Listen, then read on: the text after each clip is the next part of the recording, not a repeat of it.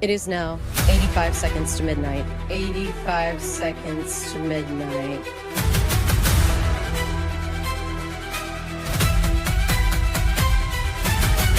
"85 seconds to midnight.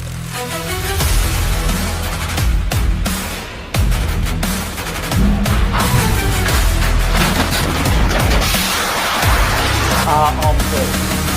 85 seconds to midnight.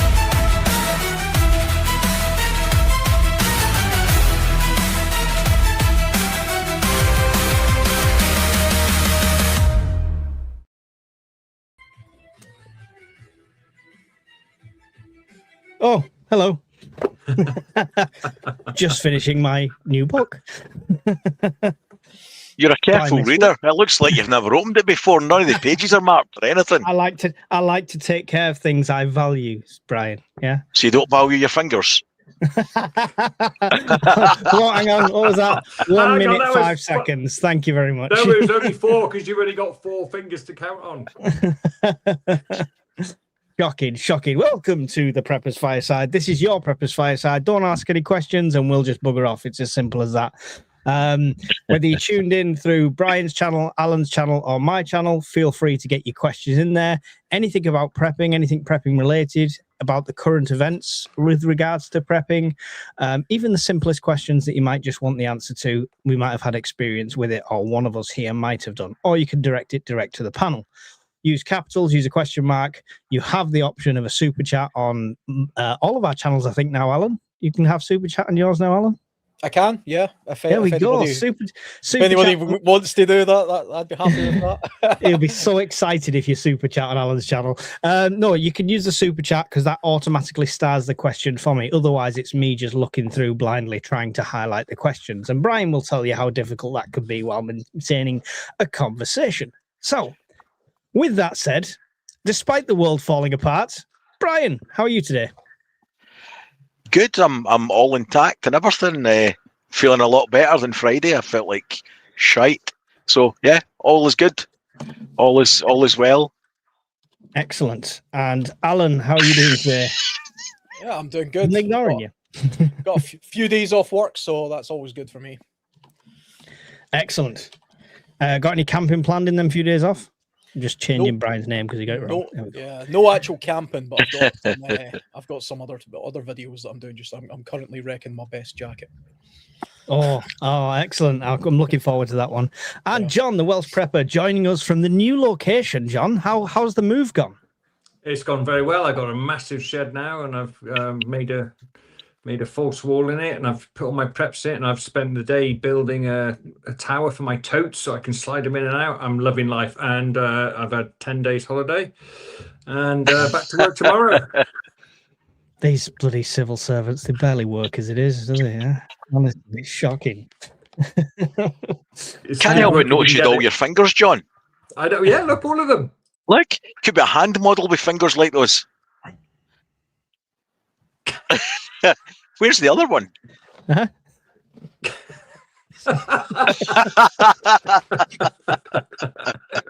See, there we go. The sleight of hand literally is amazing. David Blaine has nothing on me. Right, yeah. Don't forget, questions in capitals, all for the lads. Yep, appreciate that, Miss Worm. And for anyone who didn't know, I will plug it anyway. This is Miss Worm's book. Oh, I'll be honest, I didn't buy it. Gazmad Kilt bought it me from the channel. It was on my wish list, so he did buy it for me. So even if I don't get through it, the missus has already eyed it, so she'll be reading it, no doubt, as well. That's a proper book, isn't it? It's a proper book, yeah. Oh, yeah. It's not a no real A5 book. thing. No. It's a big one. She likes them big.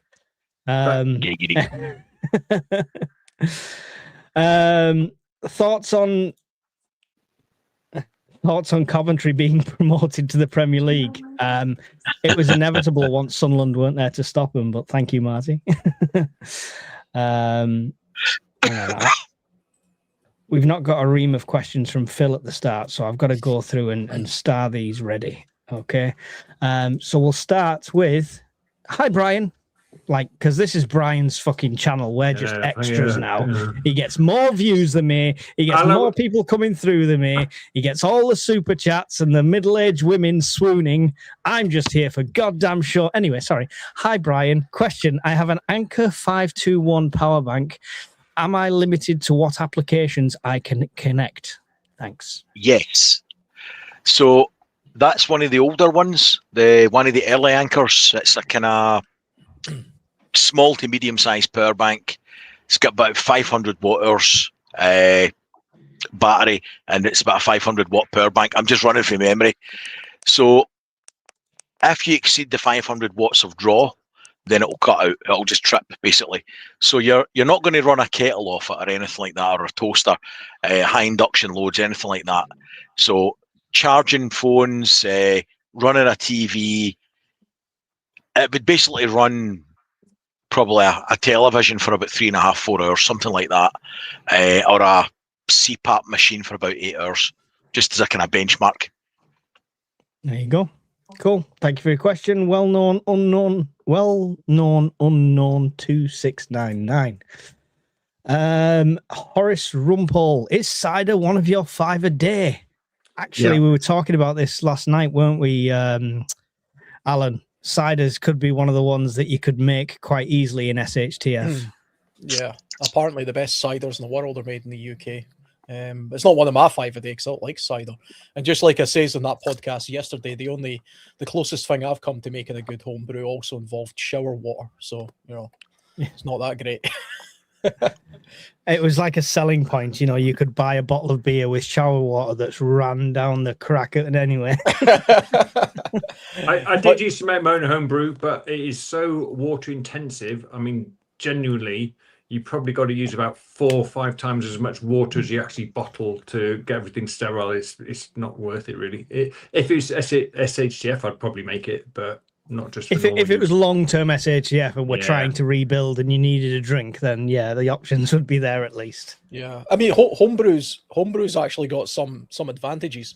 It's always been noted that back in the day, people drank more beer than they did water.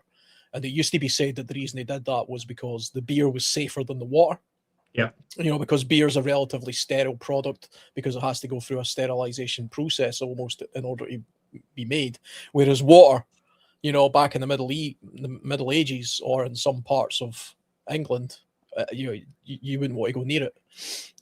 I think that's a bit of a myth, but half true, So if I bring nothing but beer on our trip, Alan, then that would be authentic, is what you're saying. Yes. I mean, that's generally what I do as well. So, between the two. I'll bring the champagne. I was going to invite you around for a champagne at my accommodation.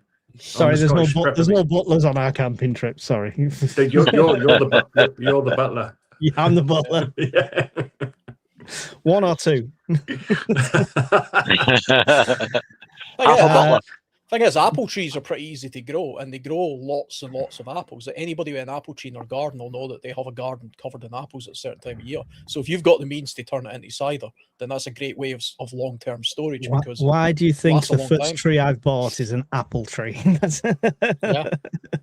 and as I say, I have brewed my own beer before, and it's relatively easy. I know a friend of mine tried to make wine, and on his sort of 9th attempt, he just gave up. He said it was so difficult.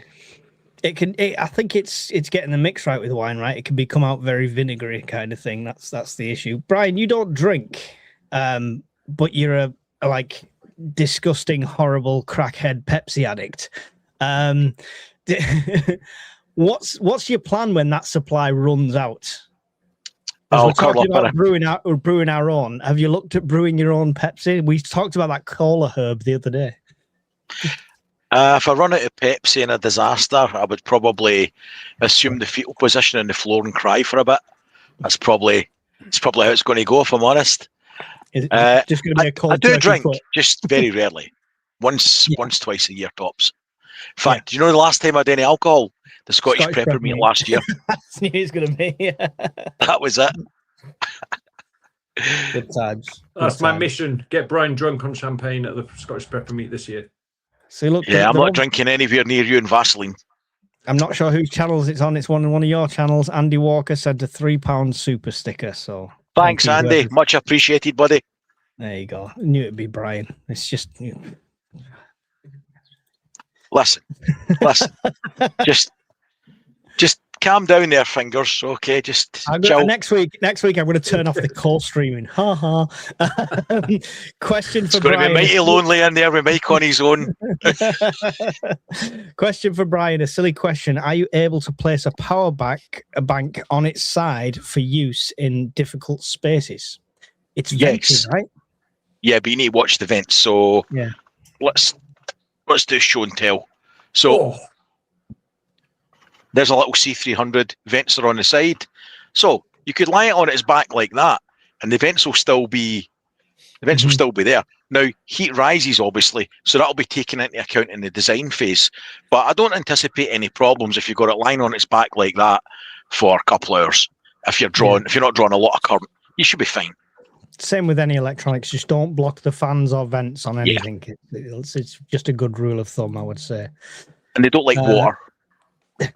They survive water. What's your problem? You keep going on about it. What's your problem? Right, we've got loads of questions, and I'm so far behind. There we go. Cider 5 your day. How many fingers do you have, Mike? I have, like every normal person from the Northeast, I have 6 fingers and 6 toes on each appendage. You're all right. There you go. Thank you for the question. Is that a paper cut on your hand there, Mike? Yes, cheers. Thank you, assholes. What did you expect? I know. Alan, I'll give you this one. Would you recommend a Grail or Lifesaver water bottle? And if so, why? It depends on your application. So for me personally, I go with the Grail for wilderness type individual scenarios. If I'm out in the woods as an individual, it's much easier to collect water. It's much more efficient for that purpose. It has a better form factor. The Lifesaver bottle is much the same, but it's a larger design, and it runs on a pumping system as opposed to a pressing system. So it's a little bit more tricky to use. They're basically the same though, in their form, in their application. They pretty much filter out identical stuff, and I think they hold about the same capacity of water actually, despite the fact the Lifesaver bottle is slightly larger. I did a review on the Lifesaver bottle when it first came out, actually, so that's like 9 years old, that video, if anybody wants to go back and see it. Which I thought it was okay at the time, but it's not my favourite one, because it uses a pump system. It's under pressure, whereas the GeoPress isn't. Yeah. You've got a Lifesaver jerry can, right, Brian? Muted. You're on mute. Can't hear you. Sorry. I just was trying to avoid coughing. Yeah, it's an excellent piece of kit.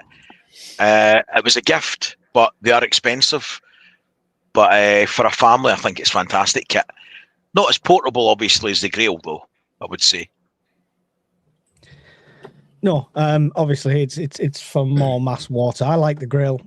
Got sent to me by Taffy Nige, so thank you very much, Taffy. And that was it was a great one. It's always about the application. So the thing that Brian's got would be perfect for overlanding vehicles, camper vans, in your household or a larger family, things like that. The Grail and the Lifesaver bottle are there. That's a one-man band, so you're not going to be able to get as many uses out of it. So it would work out far more expensive to use a Grail the same way you would use the jerry can that Brian's got.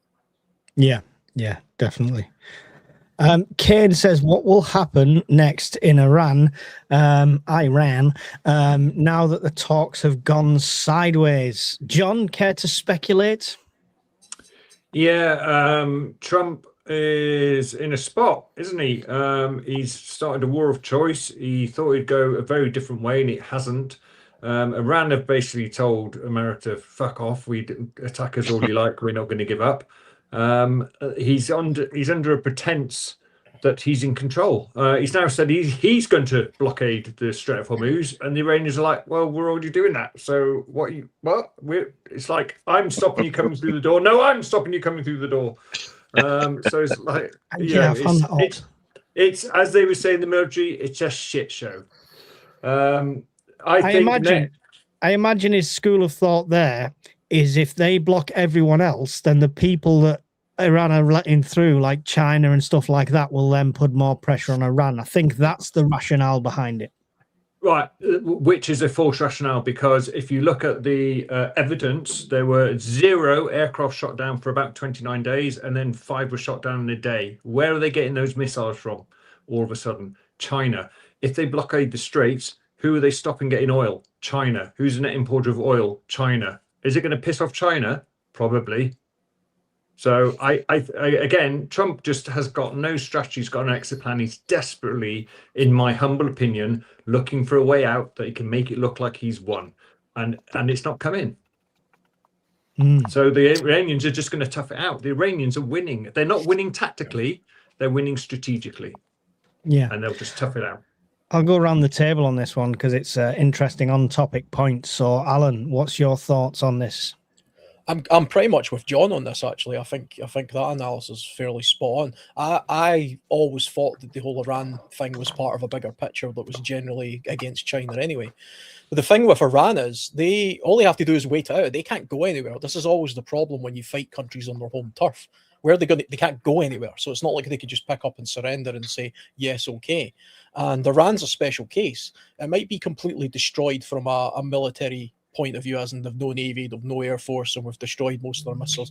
Yeah, but so what? All the people are still there, the ideology's still there, the regime is still there, and it hasn't got anywhere else to go. Plus, the ideology of a country like Iran, the people who are in charge, are fanatical, suicidal cults who don't care. So Trump's played chicken with a person who wants to hit the car. That's a good outcome for them. And I think America's starting to realize its own limitations here, because you can't, it's not Venezuela. You don't get to just control a whole region by bombing it from the sky. All that's doing, all the Iranians are doing are keeping their head down. Eventually the Americans will have to leave, and then suddenly they'll pop back up, and all the weapons that they buried in holes in the ground will suddenly materialize. Yeah. Brian, can I get your 2 cents on it? I agree with everything that both said. What I would add to that is that Iran has had the benefit of 60 years of tuition. And by that, I mean, they've got to watch what happens anytime a large country attacks a non-peer adversary. So you've got Vietnam, you've got both Gulf Wars, you've got Afghan, Syria, Libya.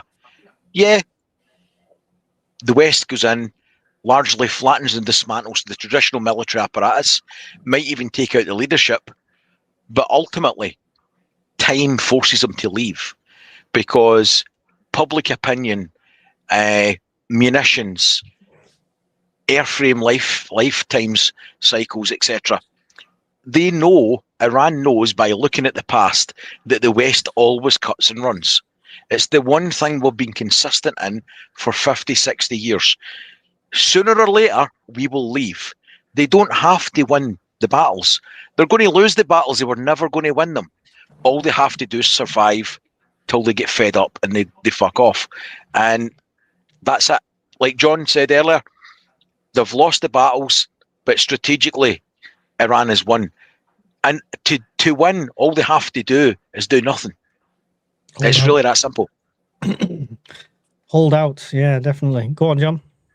Yeah, just to follow up what was said earlier, is that the Western military philosophy is to value life. We try to save life. We try to preserve life. We will protect ourselves. We'll put body armor on. We will avoid going on the same route 2 days in a row when we're in combat. You know, all the thing is designed to save life.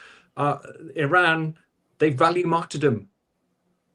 They don't give a fuck if they die.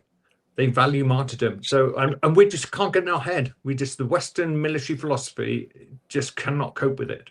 And obviously America can't cope with it as well. But they welcome it. I remember CNN saying that, the supreme leader of Iran made a tactical error because he was out in the open. He stayed in his palace on the top floor, and then he was taken out. It's like, that wasn't an error. The guy was 84 years old. That was the best thing he could have done. He's went out in a blaze of glory. Now he's been immortalized. I mean, if you genuinely believe that death brings you to paradise, and they do believe that, that's not just You know, that's not just a fairy story. They really do believe that. The whole point is the afterlife, not the current life. And if you can die as a martyr, then even better. Extra gold stars. It's extra. Do you know where they're going? It's a cloud full of cans of Pepsi, mate. That's the afterlife. You wish. That's hell. So, I could just envision Brian fighting through the 74 virgins to get to the case of Pepsi at the other side. They might all look like Susan Boyle. That's it. The virgins for a reason. Mike, oh, dear. Can you do me a favour? No. I deserve that. Yeah. Can you pull up a question from 2045? It's known capitals though, from Taylor T4694. It'll save me a lot of typing.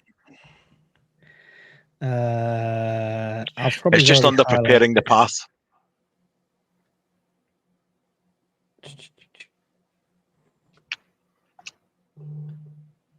This thing? Yeah, that's the one. Oh, not so bad. Come on. It's just a quickie. It saves me a lot of typing. If you buy solar panels that do both power banks, you're wasting money. If you buy a solar panel that works for the C100, it'll be like a 100-watt panel. That'll take ages to charge your bigger power bank, the EcoFlow one. So cheap. Simple answer, just buy one. Buy a 500-watt one from City Plumbing if they're back in stock, or the 505-watt DMAG one. And then all you do is, while you're charging the Delta 3, just plug your C300 into that and charge off that at the same time. You don't need two panels, just use the one panel. Save money. Yeah, you can daisy chain 3 or 4. I've seen people do it with like 4 power stations, right? Me. Yeah. So there you go. Jump in the queue. I don't know. Anyway, let's see where I was up to. Right. Is there a fuse on a solar panel? It's not a solar live, all right? Listen to me. No. Ask other prepping questions too. This is not Brian's solar live. Carry on. There's diodes on it that will pop, but there's no fuses. Right. Okay. You can buy inline fuses that you can fit in them, but unless it was a really long cable run, I would fuse that. But you get MC4 inline fuses if you want to fuse the MC4 cable. Marine Mark asks, what happened to Drew Sigma Prepper? He still has a channel. I believe he was traveling abroad last time I saw. He decided to call us out on a live, so we don't really speak anymore. So you'll have to go and find him and ask yourself. I answered that in the chat. Did you? I didn't see your answer. I don't want to see your answer. I said he went to Thailand and allegedly is working as a ladyboy or such. You had to, didn't you? Had to. Keep it civil. Keep it civil. Prepped with a Pinot. There we go. I like that. Question. Sorry if it's a bit noddy. I'm new. Can preps be safely stored in a garage here in the UK? I read online that temp fluctuations are a problem. Is that true? Yes. Depends what you're storing and how you're storing it. Generally, canned goods, you only have to worry about things like damp and stuff like that. We really don't get the vast extremes that places like Canada and Arizona and places like that get, where you're getting the extreme heats. But temperature regulation is a thing. So Brian set up an air conditioning unit inside his storage during when we had a really hot summer. So there is a moderation of temperature control. Generally, if you're storing things right, in the UK, like it's warmish and it's dry, you should be all right generally. I mean, air conditioning stuff, it's fine tuning. It's not necessary really at the start. I would say if you expect water to come in your garage, just put all your cans in plastic totes and stuff like that and seal up as much as you can, protect it as much as possible. Anybody want to add anything? I would say be wary of rodents as well. So rodents are far more likely to get into a garage or a shed than they are in your household. And it depends on what kind of garage you've got as well. So if you've got one of those ones with like a tin roof and a big window, it might become a bit of an oven in the summer. Like literally you open your door and it's like baking hot in there. And it can be equally in the wintertime, you can have condensation problems. I've got a garden shed. It's just a totally normal wooden shed with a window. But I've got problems regulating the temperature just in that shed. And even just the act of just opening the door can cause condensation in my shed, which I see on like the side of my bike and some of the storage I've got in there. So that's something I need to watch, which is why anything that can rot I've got in this room, and this is a spare room. And because it's a shed, I would also be wary about keeping food in there that isn't like in a tin, because if you just put ration packs in there, a mouse will find its way in there eventually. Cool. Anyone else anything to add on storage? Humidity. Go on. Sorry, John, on you go, mate. No, after you, Brian. When you start to add a few things to your preps, the value increases quite significantly, especially if you're putting anything that's mechanical or electronic in there. You've got to keep it in good condition. Now, when I built this thing, I had put an inch of insulation, and also it's 2 inches, well, nearly 2 inches thick wood, and it's got reflectives barrier on it as well. And it's got 6 75mm vents for airflow, some at the bottom, some at the top for convection. It was still hitting 22 degrees. So temperature fluctuations is toxic to wet foods, such as tins and stuff. So you could invest a lot of money, and the temper fluctuations, you could end up, by the time you open it, you've got bulging cans and stuff that's not good to you when you really need it. So you need to invest in some way to regulate it. And also then in the winter time, you need to regulate the humidity. So, and as Alan said, you need to account for little four-legged bastards chewing through your food. So best advice, keep it in the house if you can. Stick it under your bed, food, stuff like that. Find some place, put it in plastic boxes, stick it in beds, cupboards, wherever you can. Or the outbuilding, make sure it's properly kitted out for it. Yeah. If you're not using it as a garage, you've always got the option to kind of seal that up and make it more of a controlled environment anyway. I've seen somebody on an American prepper channel today using a wardrobe. He had a big wooden wardrobe in his spare room, and he used that as a food storage pantry. I thought that was quite a good idea, because it was just an easy way of, rather than building shelving and stuff, he literally just bought an off-the-shelf wardrobe and used that. Yeah, Get one of these. It shows you the temperature and the humidity, and check it. Keep checking it every other day. Keep an eye on it. Yeah, same as ours. So you need to know what's going on in there. That's mine. He's using the good finger. John, Mike, did you have something to add? how are you still alive, Mike? That's what I want to know. How are you still alive? The grace of God. Are you the only living Darwin Award recipient? I will stumble, burn, and cut myself all the way through the apocalypse and come out shining the other end. It's fine. Cumbria last became a member of one of your two channels. I can't see which one, but it's either Guilty. Alan's or You can't become a member of mine, so it's not mine. Oh, it's obviously Brian's. And he's got the first super chat. He's got the first member. Would you like some cheese with your wine? Oh dear! Only if it's got maggots in it from France.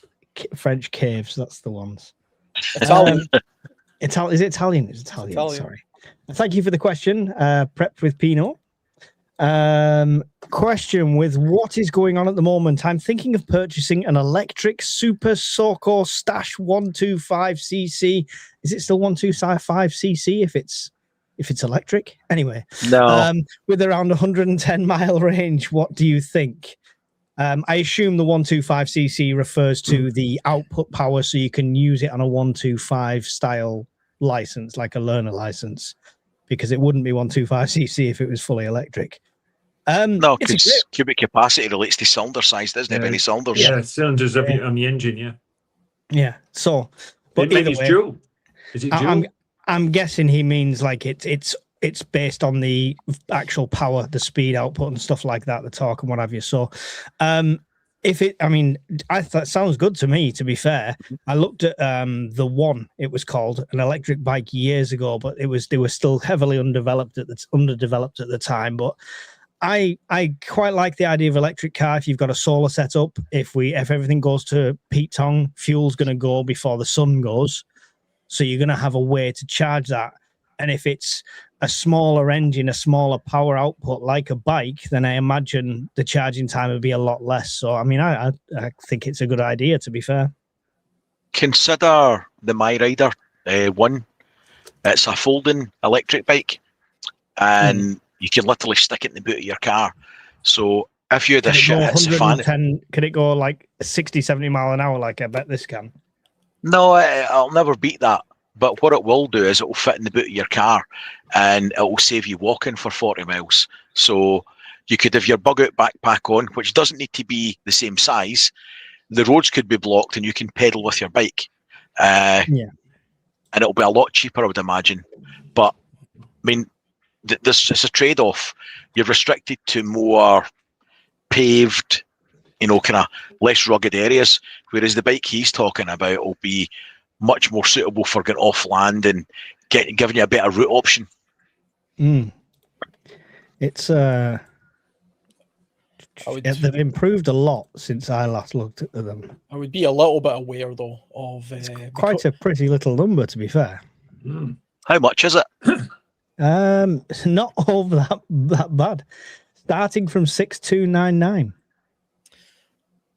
You can get a Royal Enfield Himalayan for that, and it would be far better. But obviously, plus that's a road bike. Yeah. Is that road legal? Yeah. I'm not a fan of electric motorcycles. I'm just thinking for that scenario, I think Ryan from Fort9, his YouTube channel, he did an extensive discussion about how well these kind of motorcycles perform in the real world, and he wasn't particularly enthusiastic about it, so I'd avoid it. But I can imagine that would be quite good if you're just using it for the commute, or you've got a solar setup and you're looking for an efficient way of getting back and forth. But for that kind of money, you can buy a good petrol motorcycle. But when the pumps won't work if the power's out. If you punch up something called a My Rider One mic and show that. When I bought mine, it was about 1,500 quid. So the sticker price is a lot less. Oh, it's not as pretty, Brian. It's not as pretty, but it'll fit in the boot of your car. And the other thing is as well, if you're looking on a YouTube channel called Mispronounced Adventures, he actually takes it and does the Great Glen over a couple of days. Yeah, that's it. He does it in one of them, and he's got an Anchor C1000 power bank and a folding solar panel, and he uses that to recharge on the route. Interesting. Yeah, I've got an electric bike which you can also use just as a normal cycle, and I recharge it off a F3 P210 using a couple of 100-watt solar panels, and it's absolutely fine. I would put a trailer on the back of it if shit hit the fan. That's my long-term plan, and as has been said in the chat, it's quiet, it's easy to recharge using a power bank and a couple of solar panels. Excellent. Cool. Well, hopefully that's answered Cheshire Prepper, but I would be very interested if you do get it to have a look at that. That'd be awesome. When is the next book discussion? I think that was some of the best streams, a lot of great prepper wargaming. I think he means the scenarios and the stuff like that. So we want to do more. We just figured with the real SHTF happening now, you would get more value on tapping into knowledge base of other preppers. So that's why we're doing more of the Q&As. But yeah, we've got some planned, and we will do some soon.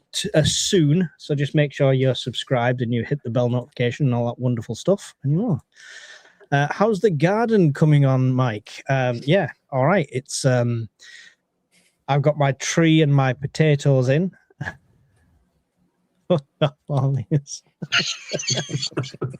It's okay. I can't even do the okay. It's okay. Oh, look, it's finger mouse. What that program, Finger Bobs, used to be on. That's the one. Yeah. Finger Bobs. Yeah. I've got some great tips when I was on Shadow Scout Swedes lives last night, and I've got a lot of stuff written down.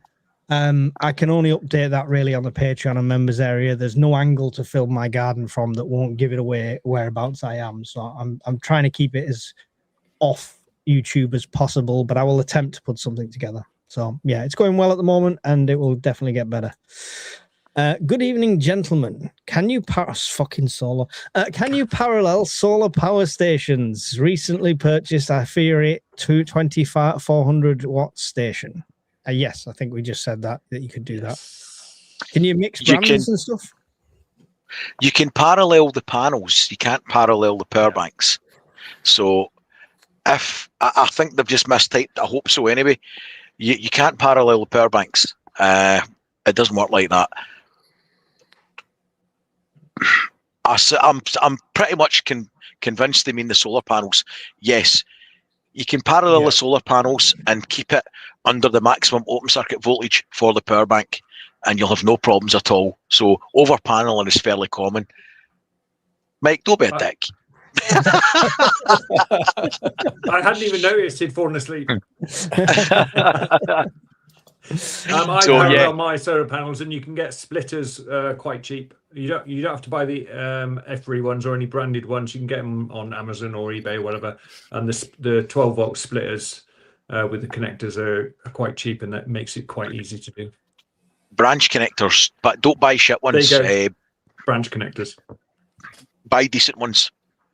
You can do different things like a 2 series, 2 parallel. You can do different kind of arrays, but it depends on the power bank.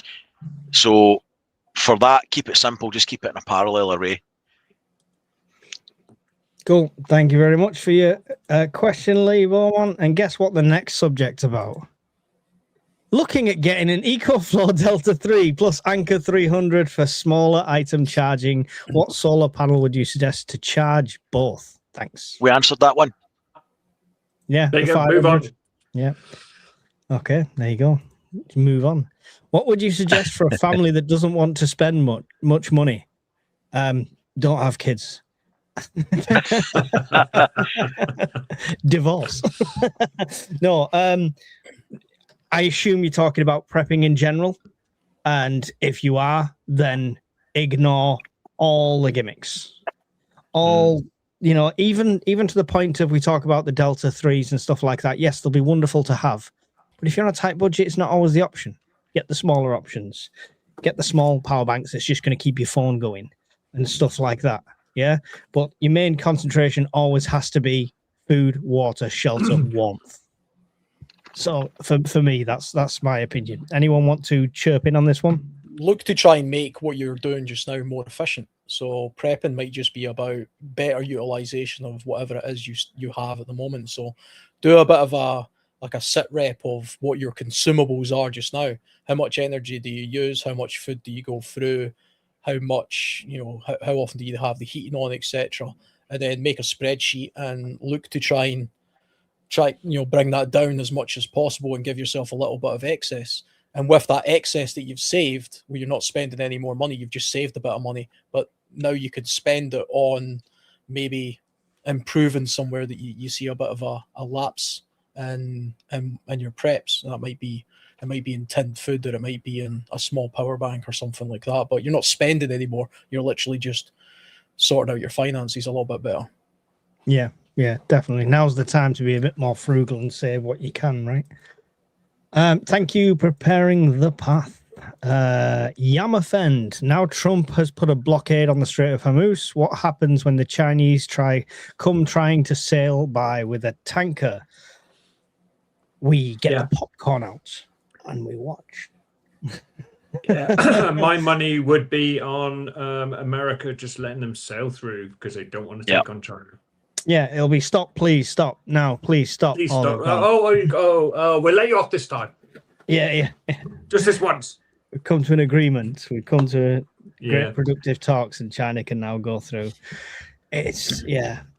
I mean, we've done it to death, sort of thing. But he had another long-winded message on Truth-ish social, right? Didn't he? Put a huge, like, long-winded one, basically saying the talks didn't go as well. The talks went really well, like magnificent, like excellent, like wonderful, but not the nuclear side of things and stuff like that. So now his threat of fire and fury has turned into blockade, and I don't see how that affects Iran. There's no pressure on Iran apart from potentially China going, oh, please make a deal so we can get through, but they're not going to do that either. Well, there are Iranian ships, aren't there? So, I mean, you could play the game that if Iran is saying, well, we're only going to allow the ships that we deem to be not our enemies through, then in theory, another country from maybe Oman, like America, could say, well, we're not going to let any Iranian ship through, including any ship that has an interest to Iran, you know, and that would harm their economy just as much. But they don't care. But he's not trying to stop the ships. This is what people are getting hung up on. That's just a byproduct. He's trying to stop the precedent. Freedom of navigation has been in the go for 80 years. So it's ironic, given that on an interview last week, he was the one that said, why should the Iranians get any money? Why don't we charge it to the victors go the spoils? Even though he butchered saying that. And then they tried to float the idea of him and Iran splitting the money. Now they've given him the fingers to that. They have to get no money. And it's back to business as usual, freedom of navigation. So he's trying to do away today with the precedent of charging for, passage, which, like I say, is ironic given the pile of shit that he came out with last week. Yeah. Let's just get in context. Before the straits were closed, there were 140 to 160 ships going through the strait a day. A good day now is 6. Yeah. That's so dramatic. 3 weeks off jet fuel shortages in the UK, I believe. Yep. So if you've got a holiday booked for 3 or 4 weeks' time on Ryanair, then you might want to reconsider. You might be getting a cancellation through. But the thing is, a lot of those ships aren't going through the strait, not because there's somebody from Iran literally stopping them from going through. It's because those ships are self-regulating themselves not to go through because of the threat of what Iran is saying they may do, or they might mine the water. So they can't get insurance, and therefore they can't pass through that way. So it's not that Iran is physically doing stuff, because Iran doesn't own the Straits of Hormuz, because it's a joint area. Waterways, I think it's only, 12.5 nautical miles from land is what a country owns from a waterways point of view. Yeah, the Straits of Hormuz. Yeah, the Straits is what, I think it's about 24 miles wide at its sort of narrowest point. So it's also is Oman on the other side and Iran on one side. And because it's a major waterway, you're not actually supposed to be able to interfere with that. It's kind of like the English Channel. England doesn't own the English Channel. You know what I mean? It's just called the English Channel. They own it 12 miles out, just as much as France owns it kind of 12 miles that way. And the English Channel is roughly that sort of 22 miles across as well, I think. But you wouldn't really be able to prevent anybody going through that unless you were fully at war, which Iran is saying they are. Unless the Russians send a warship with it, and our response could only be getting the HMS Victory off and trying to do a cannon broadside to the side of a ship and see what happens. I think we wrote them a very stern letter. Right. Oh, yes. Yeah. That learned them. Stop doing it. We really mean it this time. Honest. Live straws. I bought them, but are they any good? My personal opinion is yes. It's one of the companies that do actually send it out to less privileged companies for them to use and like give it away, and trialed and tested in really bad areas. Don't get the not a live straw.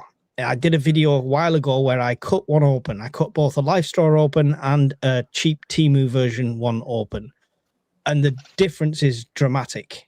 And that was a good video. Yeah, don't put your life in the hands of a £5 saving on Temu. If you're going to get a live straw, get the branded ones. Don't expect to be able to go up to a river and drink casually. You've got to be able to suck a golf ball through a garden hose to actually drink straight from the river, as far as I'm concerned. It's not practical that way.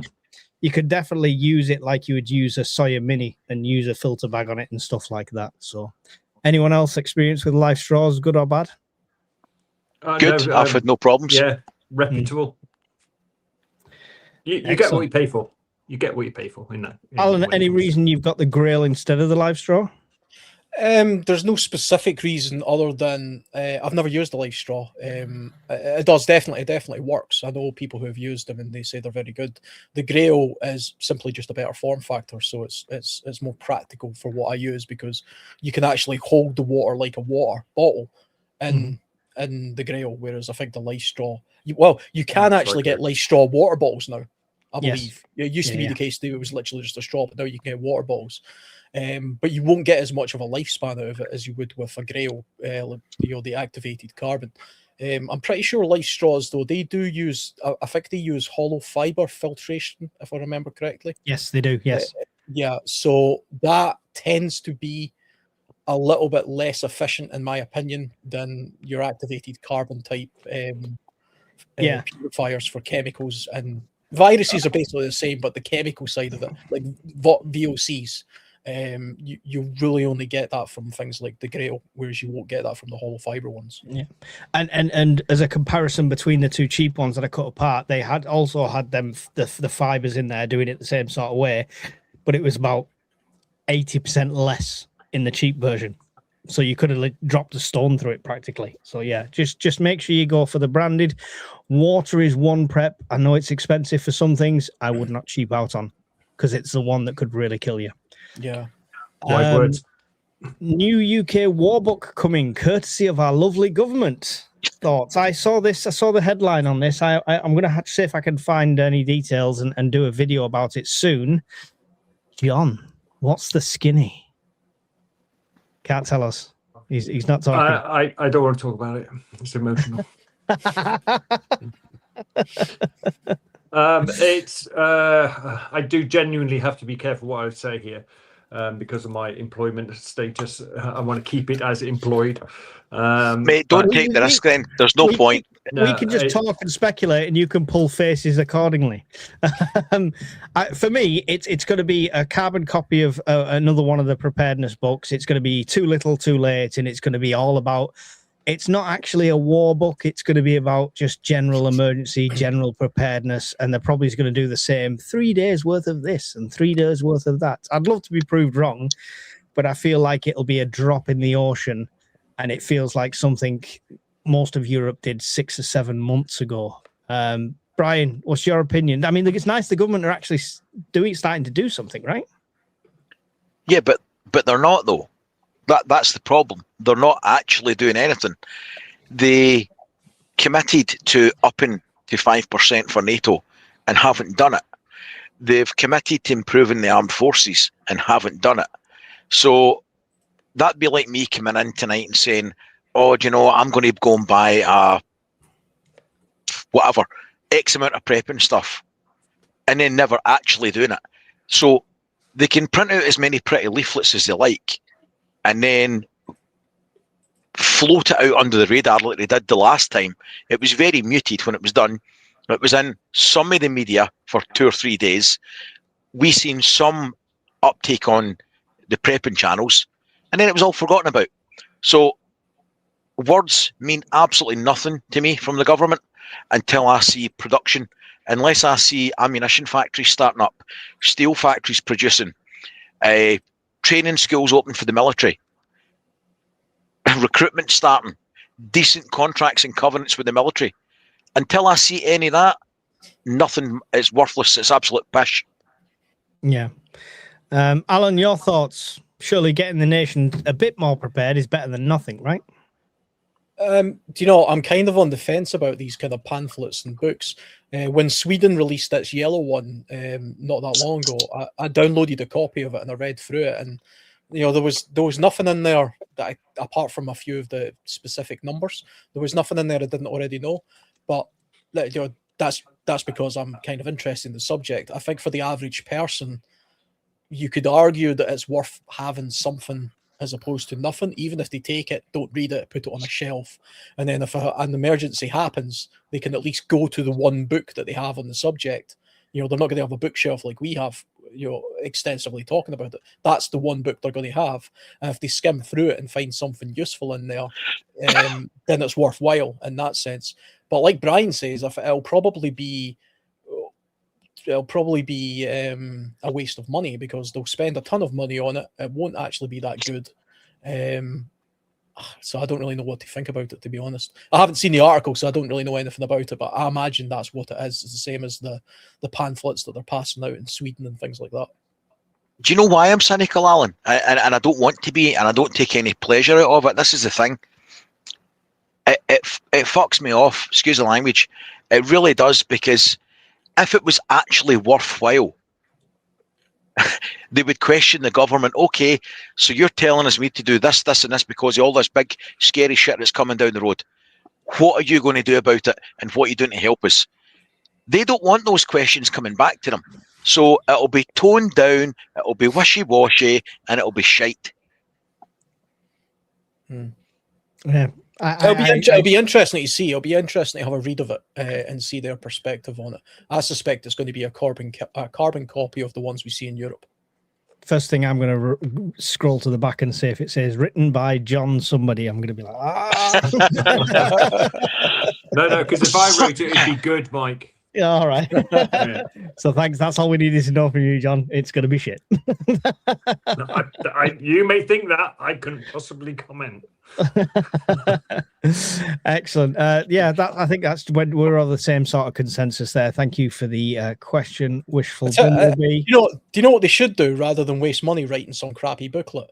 Buy everybody a copy of John Lofty Wiseman's SES Survival Handbook and just bloody hand it out. No, just that's give it out a terrible to idea. That is a terrible. Like, can you imagine all them idiots trying to set up traps in the back garden? There'll be cats and squirrels and rats running around all over the place. Do you know he did an urban survival version as well? He did an urban one. I've got it on the bookshelf. It's pretty good.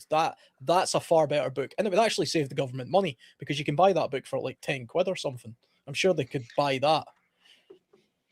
I mean, yeah, but there's stuff in there. That's in the Discord for free. Public. They don't forget. They don't want us. Their advice is don't use candles in a blackout because you'll burn yourself to death. This is the mentality they're aiming at. Give them Lofty's book, and people are going to be, I don't know, garrotting themselves in the streets or something. I have no idea. Can one of the moderators check? I think that Urban Survival Lofty book is in the Discord library. Could be too. I might. Well, use talk. I might see if I can usually see the title.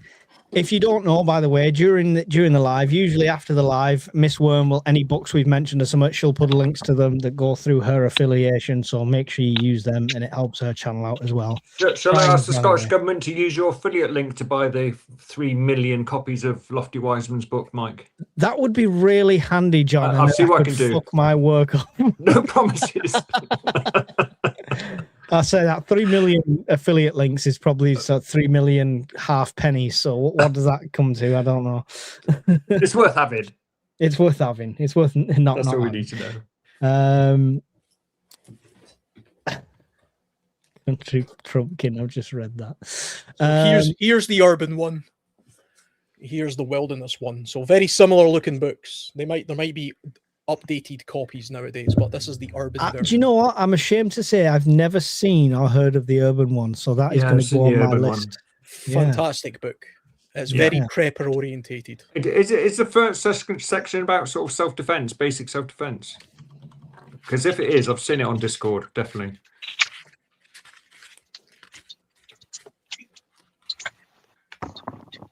Oh, can't see. Safety for maybe not. Someone will tell us. Yeah, good books. I've just found a copy of it on Amazon. It's unknown binding, £91.84. You can bite me. 91 quid. I didn't pay that for it. It says $12.99 on the back, but to be honest, I probably got this when it came out, so it's pretty. I'll have to find a version. I'll have to find a version. Yeah, I think I need one. Look at the state of this one. I think I need one of those. literally falling apart. You don't take care of your books. Look at that. That's shocking. No, that's well used, that is. Right. Wishful Bumblebee for John. Do you have a bugging room planned for your new home yet? Yes. Is that? Are you going to leave us on just yes? That's it. Right, it was a direct question, so I answered it. Ask a better question. No, sorry. Yes, I do. But at the moment, I am just doing all the sort of layered defense stuff. I'm putting some bolts in, some dead bolts. I'm putting the film on the windows because it got quite a big, got some quite big windows on the ground floor. Just doing basic layered security stuff at the moment. I have got my store sorted out now, which has a certain level of disguise on it, just in case the government comes knocking. They're not going to come knocking, but just in case they do. And I do have my eye on a particular room in the middle of the house on the first floor, which would be my bug-out room, my bug-in room. Sorry. If the government comes knocking, they're not the government. No, right? they're not. No, absolutely. Thank you, Wishful Bumblebee. Yeah, thank you for the question. A massive humanitarian disaster is looming with mass exodus of starving people leaving the area. Manchester. That's yeah, probably. Question for John. Yeah. So the MOD have said again the UK must prepare for war, including military and civil infrastructure. Are they going to include farming and fossil fuels so we can be self-sufficient? I'm just trying to work out the question. I think a part of the plan, are they going to start drilling again and letting our farmers make food? Yeah, so I don't have to be careful, but I just have to pick my words carefully. The National Emergency Plan for Fuel is being reviewed at the moment, and that isn't just because of the current crisis. It has something to do with it, but it is routinely reviewed every couple of years. And the list of Cat 1 and 2 responders is also being reviewed. And their consideration is being made for extending like a sort of a Cat 3 responder, if you like, which farm vehicles will be included. The problem with that is as we know, farming is across the length and breadth of the country, and it's just not known the scale of what a Cat 3 adding the farm vehicles to a sort of a Cat 3 responder type list would be. The fossil fuel thing, the current government's stated policy is that they do not want to open up any more oil fields in the North Sea. Just say what you really want to, John, in the green room chat, and we'll translate it for you. Just like, yeah, Starmer's a twat. The government have got no plan. They don't care about farmers, and no, they're not going to start the oil fields because they're a bunch of Marxist dicks. That everything he said is brilliant. There you go. Translated for you. I'm starting to squirm now. Took the words right. Not John's opinion, my opinion. And that's when John get fired. How much does a trolley boy in Tesco earn these days? I'm just wondering. Probably more than no me. Jobs I've applied. He said no. I have a challenge for you all. All of you to live off World War II rations for 1 week. Sorry, Brian, Pepsi's not available. Once I'm off keto, I will take you up on that challenge, and we will. Yeah, I'd take you up on that challenge. That'd be interesting. Wasn't it all corned beef and stuff? Anyway, it was actually corned beef, from America. Yeah, a little bit of chocolate and things. I'd never seen one in real life. Was it like 1 egg per person per week? I've got a ration book. I got it from the museum in Stockport, so I've got a ration book, so we can. A true story. My grandfather was a Lancaster bomber pilot, sergeant, captain, and he had some minor misdemeanor in the air, and he got a kangaroo court-martial by a squadron, and his fine was his orange, which was quite significant because he got 1 orange a month. Bastards! Wow, I know. Took my orange. Shocking. Fun fact.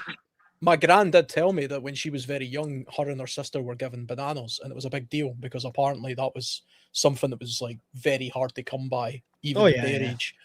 She was born during the war; it was happening, so she would have been like 4 or 5 years old, but she'd never actually really had a banana before. And it was a big deal when her dad came in with them. Nice. What's the fun fact, Brian, that you're going to ruin us with Pepsi? I'm not. Well, it just so happens that Pepsi was widely available and used during the war on a piece of literature. Looks like I just typed in the chat box there, but You it's lying totally shit. legit. Probably, So- it was probably You're lying invented by the shit. Nazis.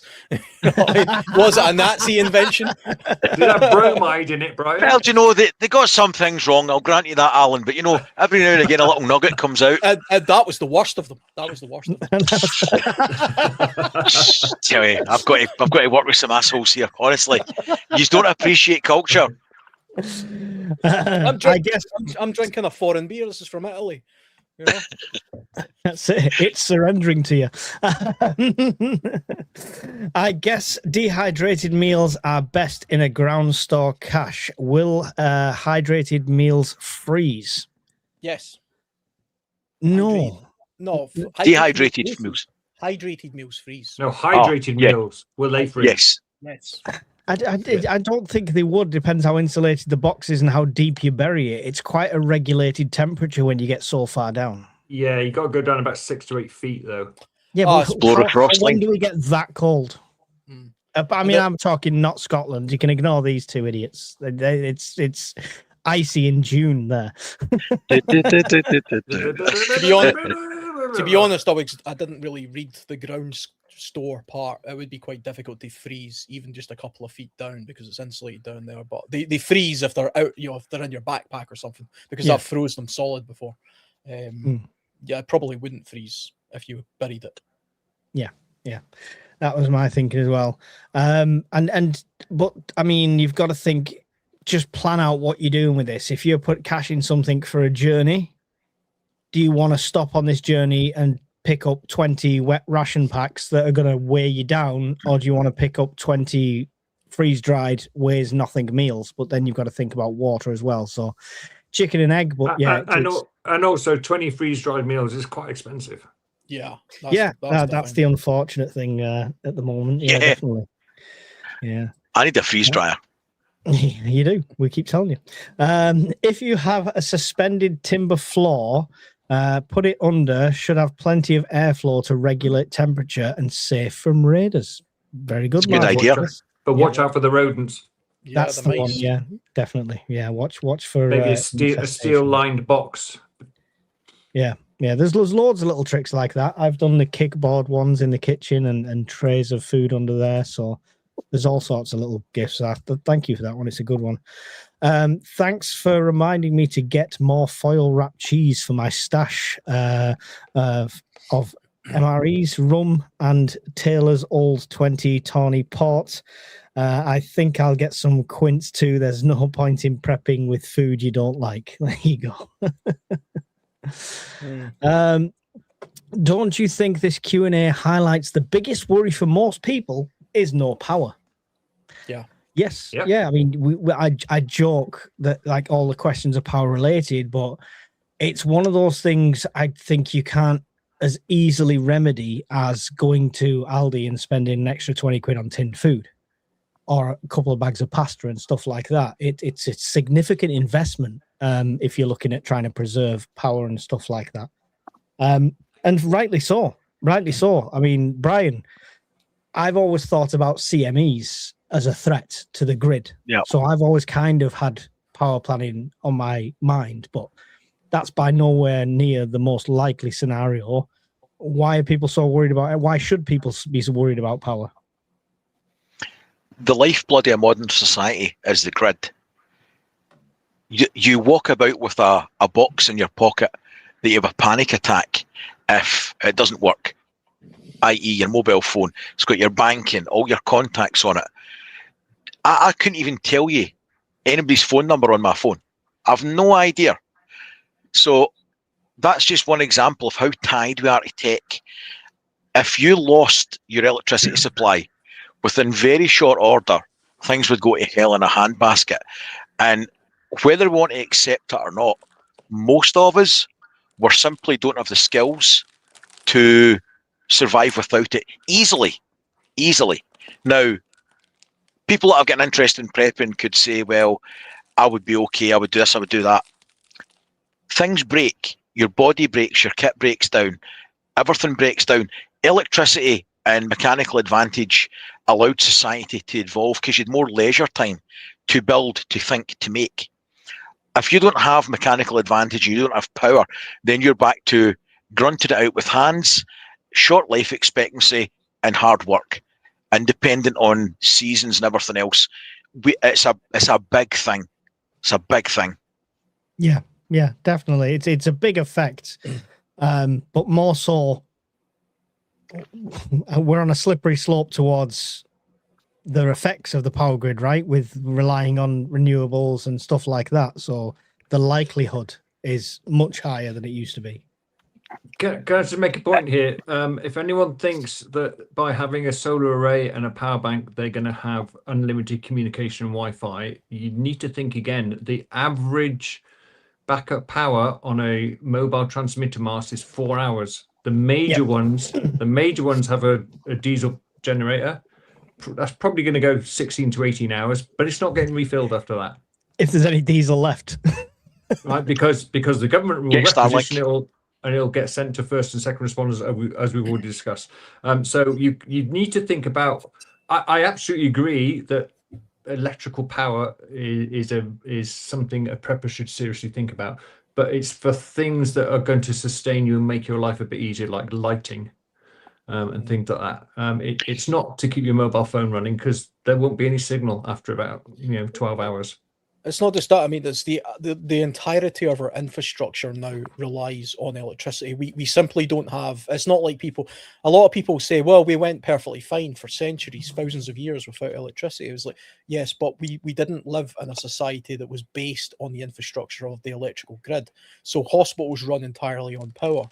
I tell you what, all the ports where we get all of our supplies in the UK, it's impossible to bring the shipments of the goods in, the containers, without electricity.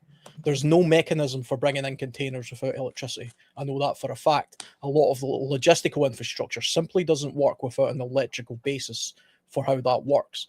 And our houses are all, this is a relatively old house. This house was built in 1935 and has an old fireplace. Almost every house after 1950, 1960, they started doing away with fireplaces, and they relied on central heating, whether that be gas or electric. The second you turn off the heating in this house, it's bloody freezing, because that's kind of just the way it was made. And you wouldn't easily be able to retrofit this with, well, you might with this because I've got a chimney, but a lot of houses you wouldn't be able to retrofit so that it could run off something that wasn't electrically powered, including the gas supplies. Your gas isn't going to work without electricity anyway.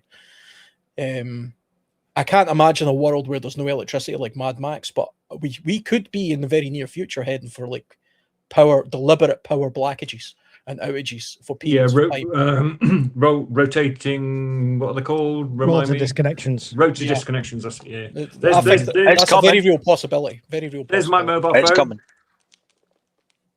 Yeah. For a blackout. Yeah. There you go. Yeah. I have a similar book. I mean, we could literally spend every fireside and a day during the week talking about power, why it's a problem, and ways to mitigate it. That is the appetite that's out there, and I get that. I do get that. Understand that, because we know, or should know, how bad things would be without it. But please put it in perspective. The chances of a long-term, if you had a bad power disconnect, and I'm talking longer than a week, the country's pretty much fucked, right? That's, if you've got a countrywide power down for more than a week, you can pretty much hang up the coat. That's it. It's done. We're smoked. And I know that sounds ridiculous, a week, but you think a week of nobody knows what's going on, no coordination. It doesn't bear thinking about. A week, you would have big problems. And the longer the disconnect is, and depending on the manner of disconnect, the harder it will be to do a black start. But prep for small, short duration power failures. Everybody can do that. And I'm talking like a small power bank that size for about 10, 15 quid and a roll of USB strip lights. That's your starting point. It's no spanking 20 grand on solar panels and batteries. don't get me wrong. If you've got the 20 grand, I'd spend it and have. But you don't have to. Start off with something to give you a basic level of light and some way to charge a radio or your mobile phone for short term, the most likely things that are going to happen in the near future. But don't take that me saying that I don't think there's going to be power grid problems. There bloody well is, and they're coming within the next 2 to 5 years, tops, without any external factors. Sorry, I don't mean to hog the chat there. No, absolutely fine. He's right. It does highlight a lot of people's concerns, because I think it is, like I say, it's the hardest thing to mitigate against, that we are so reliant on. So easy to spend an extra $5 on food. You can't spend an extra $5 and power your house, unfortunately. Sorry, Al, on you go. I was just going to say, if anybody gets a chance, there's some good articles just now coming out of what is it? Al Jazeera News about the power grid collapse in Gaza and how people there are coping with it, because their grid has been pretty much decimated. So generator power has been getting used pretty much the entirety of the last year in Gaza. And Al Jazeera did a couple of articles, I was reading them a couple of weeks ago, where it was first-hand accounts of how people are coping with it and what they're doing. It's very, very interesting. If I can find a link, I'll put the link in the chat or something. Combine that with the fuel shortage. Imagine. And if anyone watching is interested, have a look at the 2021 Texas power cut. 10 days in the middle of winter. That's a good one. Really good one. Really good for there's some really good social behavior there. But what is interesting is that 200 people, 246, I think, died as a direct result of the power outage, and another 500 people died from carbon monoxide poisoning from lighting their barbecue in their house. Yeah, and I'm sure there was more with trips and falls and fires as well. When was the last time? Was it the 70s the UK last had rolling blackouts with the? Yeah, I just about remember them. I was like a 5-year-old, I think, 4 or 5 way before my time. Don't remember any of it. That was a loaded question, John. We were set up there. You bastard. If you're on this side, you don't remember. This side, you don't remember it. On that side, they remember it. I jumped in with all fingers there, Brian. Jumped in with all my fingers. See if you've got all your food, all your water filtration, all the basics done, then worry about Gucci stuff. And by that I mean get a small power bank for 200 quid like that. It'll do a bit of everything for a little while. That's your starting point. Yeah, that's basically I got the other one version of that, and it's been brilliant, to be fair. So stag chili is the best prep. There you go. It's official. Thank you, modern. I've never tried it. You never tried it? You've never tried stag chili? Do you know what? I've never tried chili at all. What? I've never tried chili in my life. I've never eaten chili of any kind. I don't even know what it tastes like. Scottish pepper meat. So bizarre. Anyway, let's carry on. That's cruel. Weirdly enough, I was eating stag chili yesterday. Dynamite stag chili. I eat it with pasta. I don't like rice really with chili. I eat it with pasta, and it had a bone in it. It's the first time I've ever found a bone in a tin before. Yeah, like, oh, that was a bit gross, but nice. Bit of marrow. So, what does it taste like? Out interest. Tastes like spicy spaghetti bolognese with kidney beans. Kidney beans. Yeah. The only difference is kidney beans, really. Right. Okay. So it's like spag bol with kidney beans. Yeah. It's like a spicy. Kidney beans seems to be a very British thing, though. I went to when I went to Texas. I went to a few places that did chili. A lot of places put cheese and chili on everything. Don't order the ice cream, but like I had chips or a hot dog with cheese and chili on, and they didn't have kidney beans. Yeah, they use five beans, don't they? Well, and my stepdad, who was a very big American fan as well, he put baked beans in his, which was really nice. I don't like kidney beans. That's what I do with mine now. So, but anyway, I'll need to try it. We're gonna have to make chili at the Scottish prep meet, aren't we? There we go. Brian, on the Afiri P280 has the two XT90 solar input plugs. Can you use one battery to feed two XT90 into the P280 for double charge? Just had a stroke trying to read that. People, this is just made up. This What? isn't even a real Yeah, thing. it's Is it? just amazing to be speaking Swahili. So what you do is you get the R2D2 and the C3PO, right? And then you...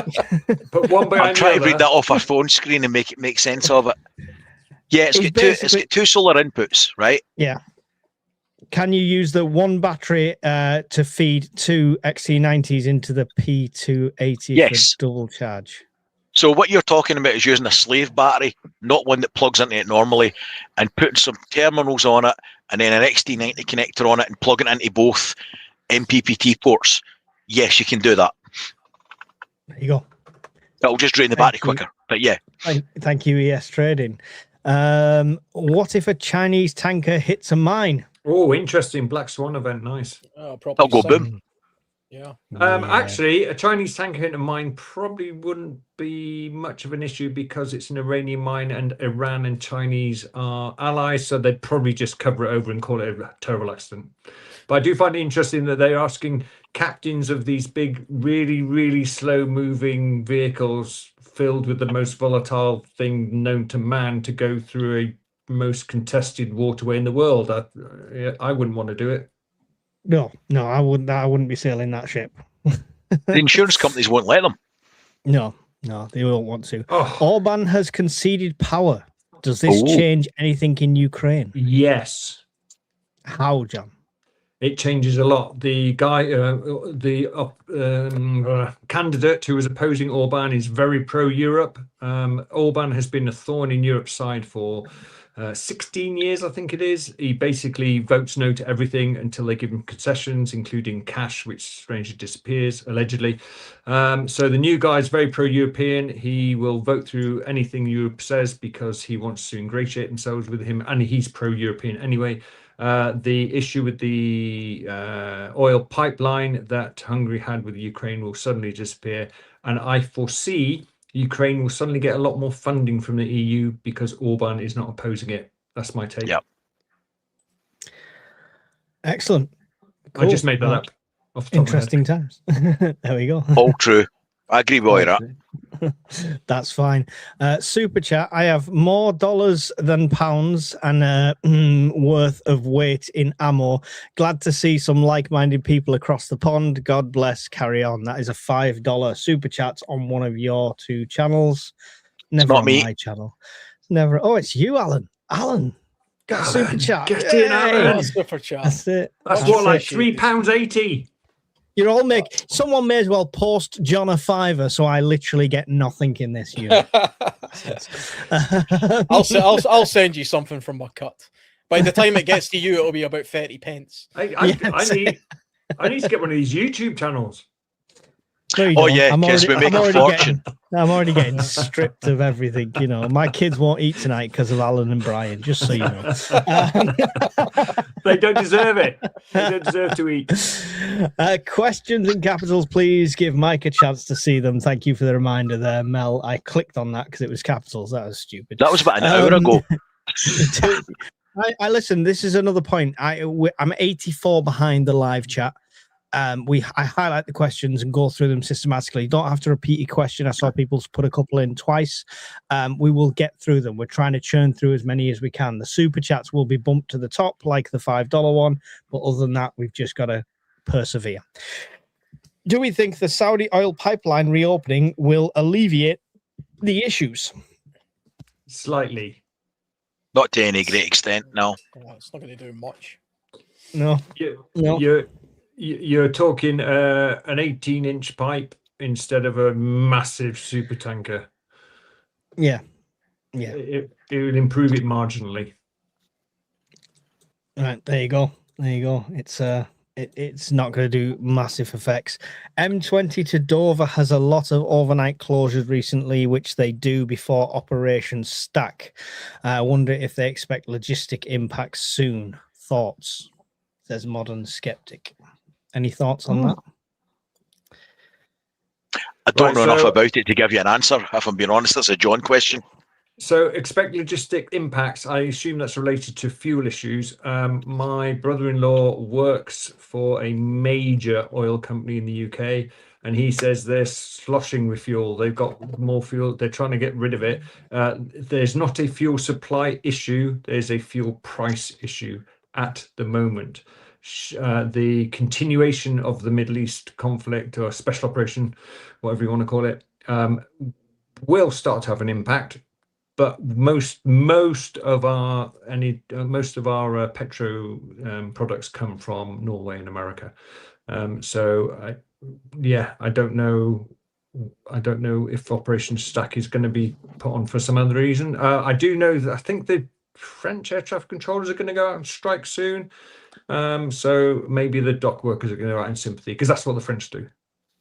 Right. Okay. Interesting. We will wait and see with that one.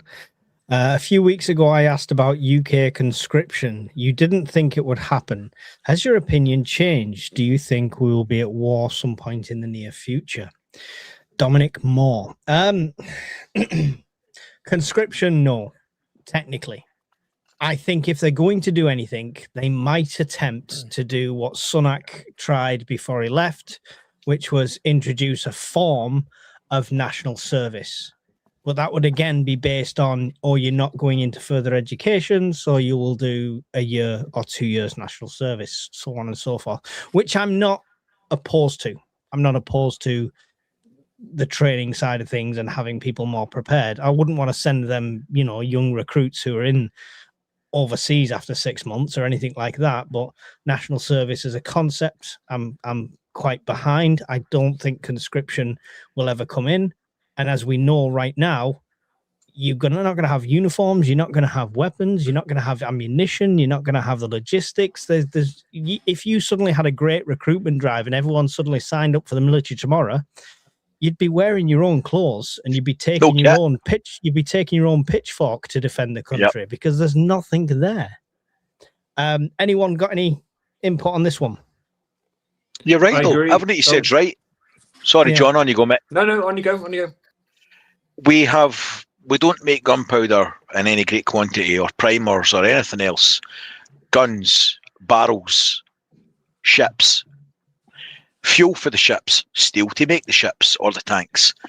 We went from being an industrial powerhouse to pretty much the only thing we import these days in any great quantity is people, and they shouldn't be here anyway.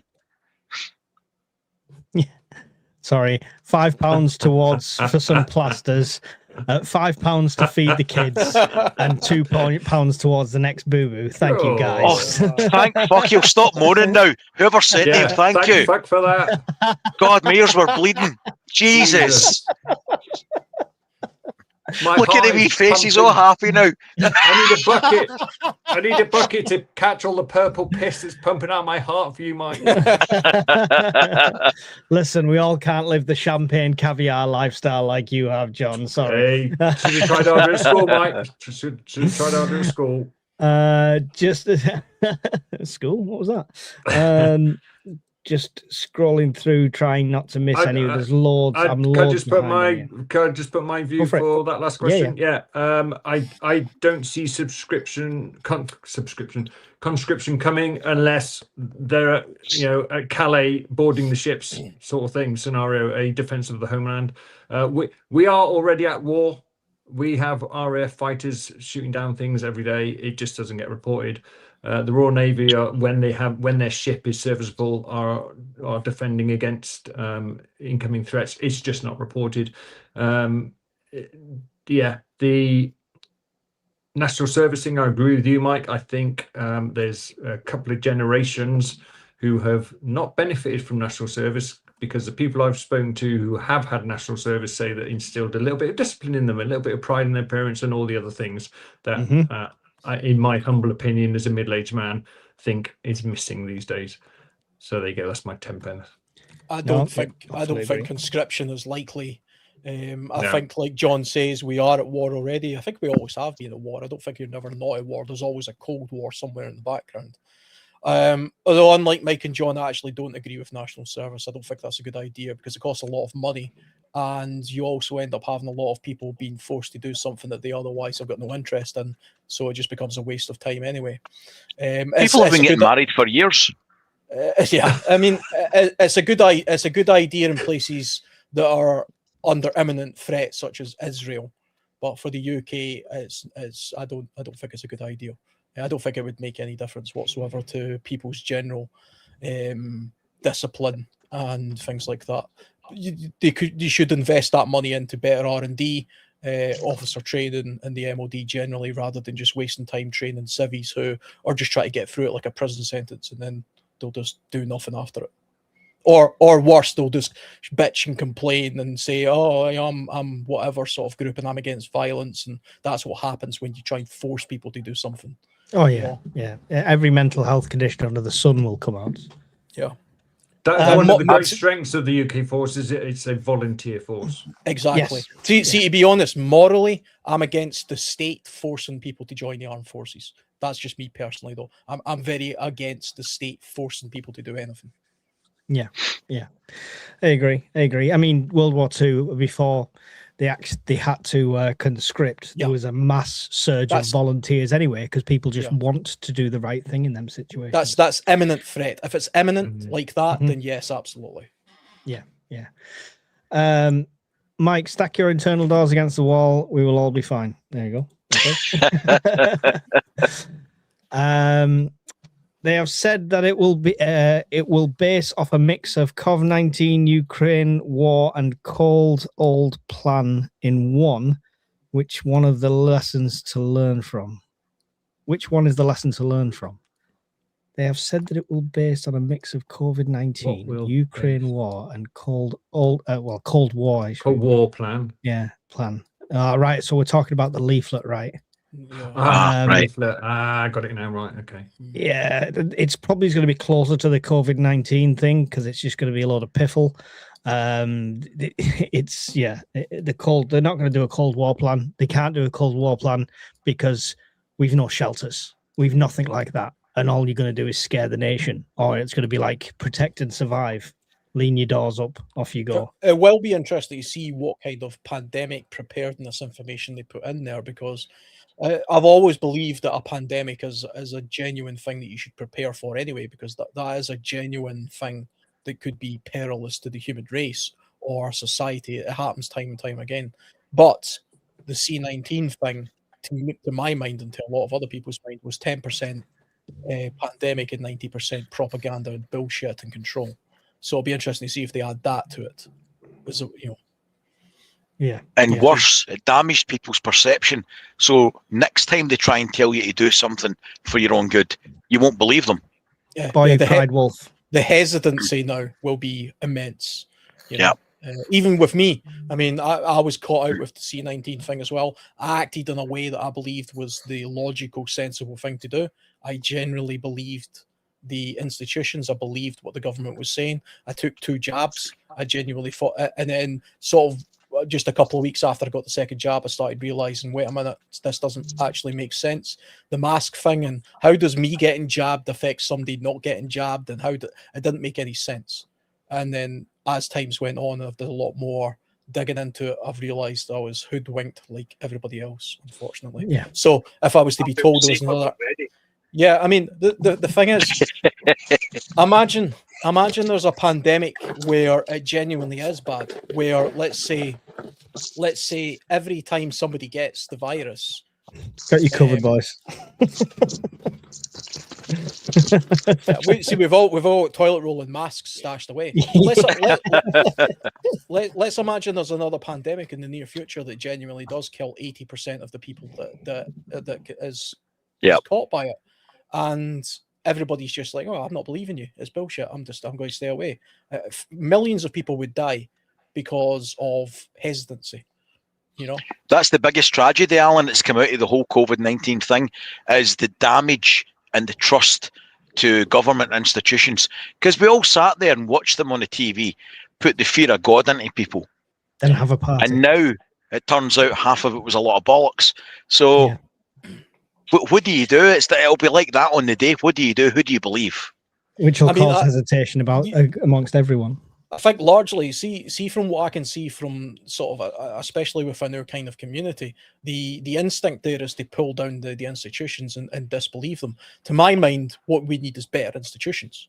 We don't need to get rid of the institutions. We just need better, more honest institutions, and we can only do that by holding our politicians to absolute account and forcing them to give us the absolute truth, and not deliberately polish over or make political points of the information they're giving us, because that's what happened, and they openly admit that now. They were giving us information that was based on a political narrative and not the truth. And they just have to be honest. They have to treat us like adults and just tell us what the hell's going on. The state does not have the right to keep things from us.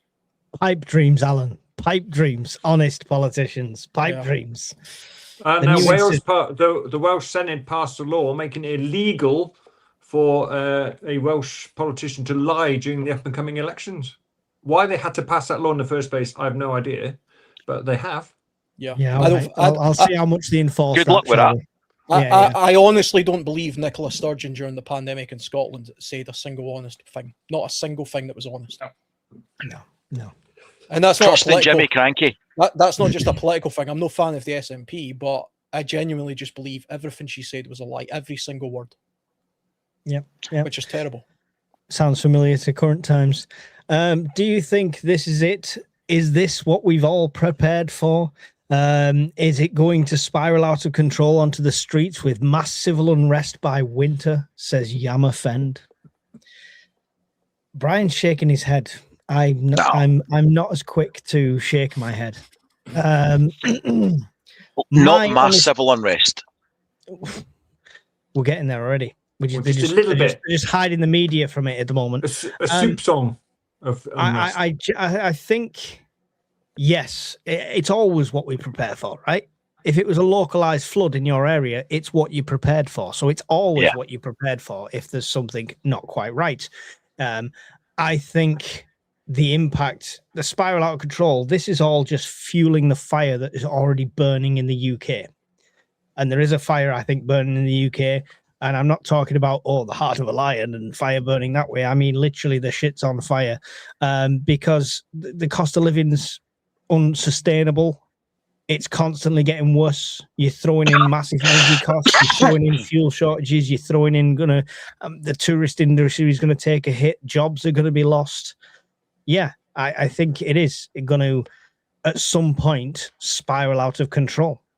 And I think winter could be the ultimate tipping point if we can't get gas reserves back and we have the wrong type of wind rolling through the valleys.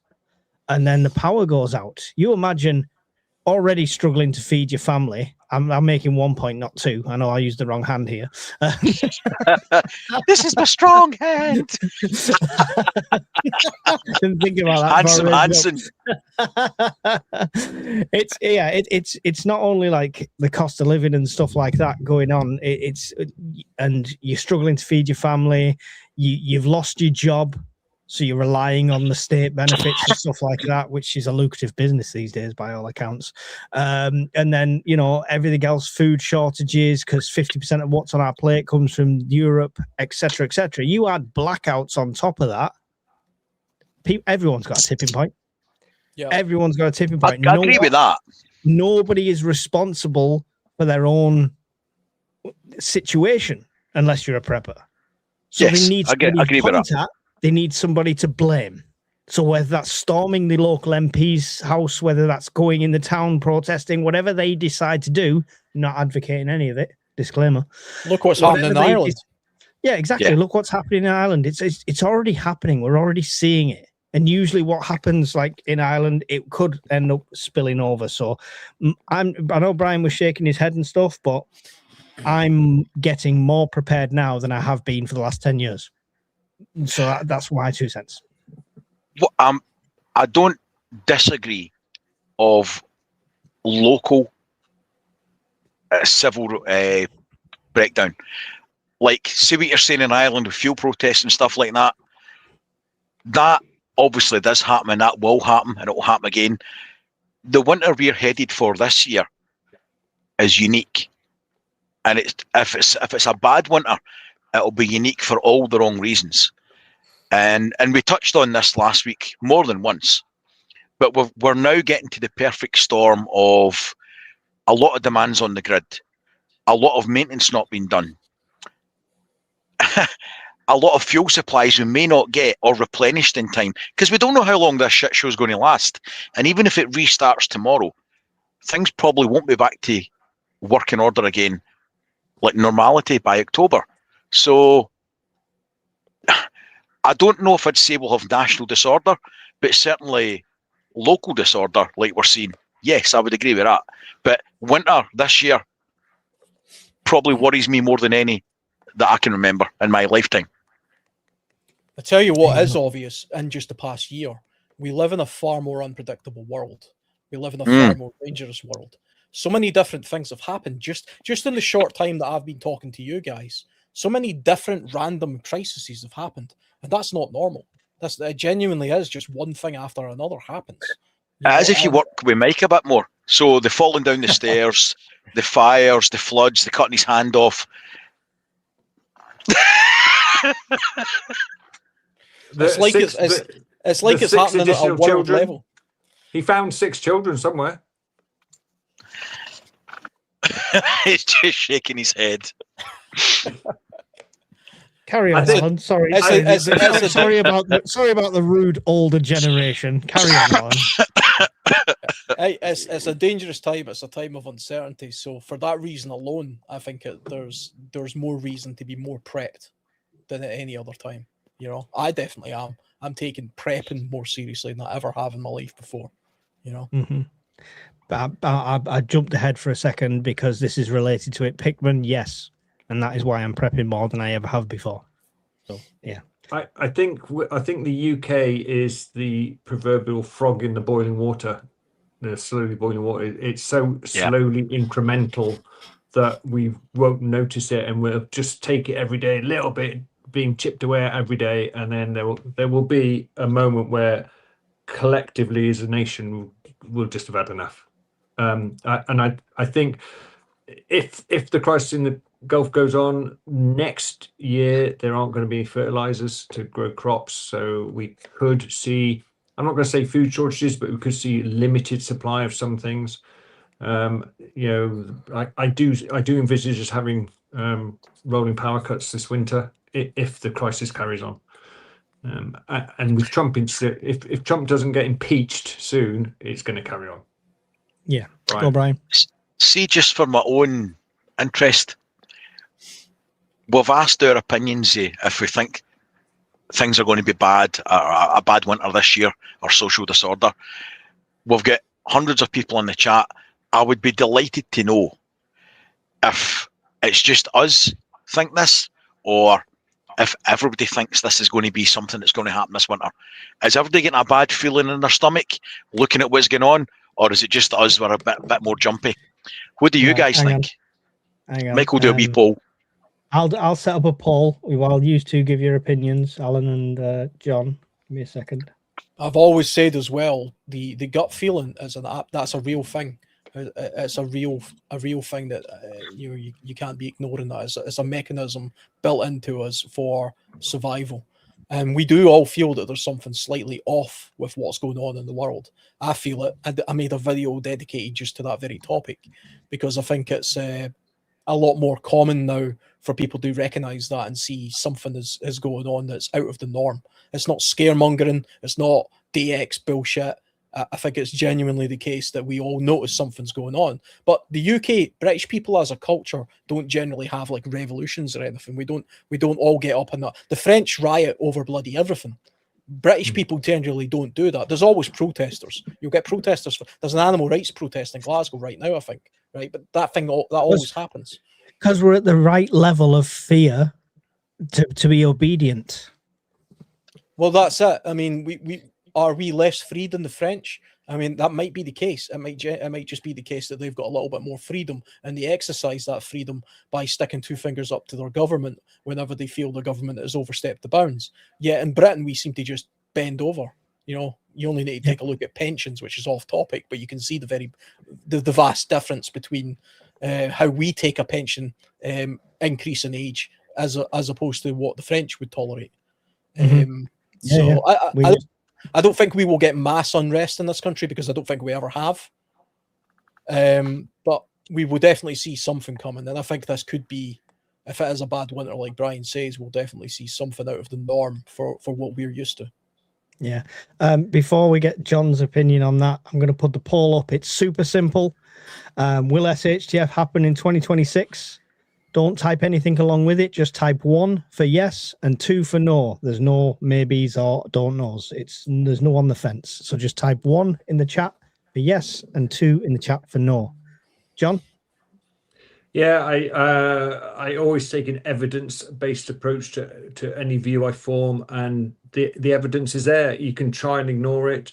You can say, well, that's just a coincidence, or that's just a one-off. But I think it's already been said by Alan. It's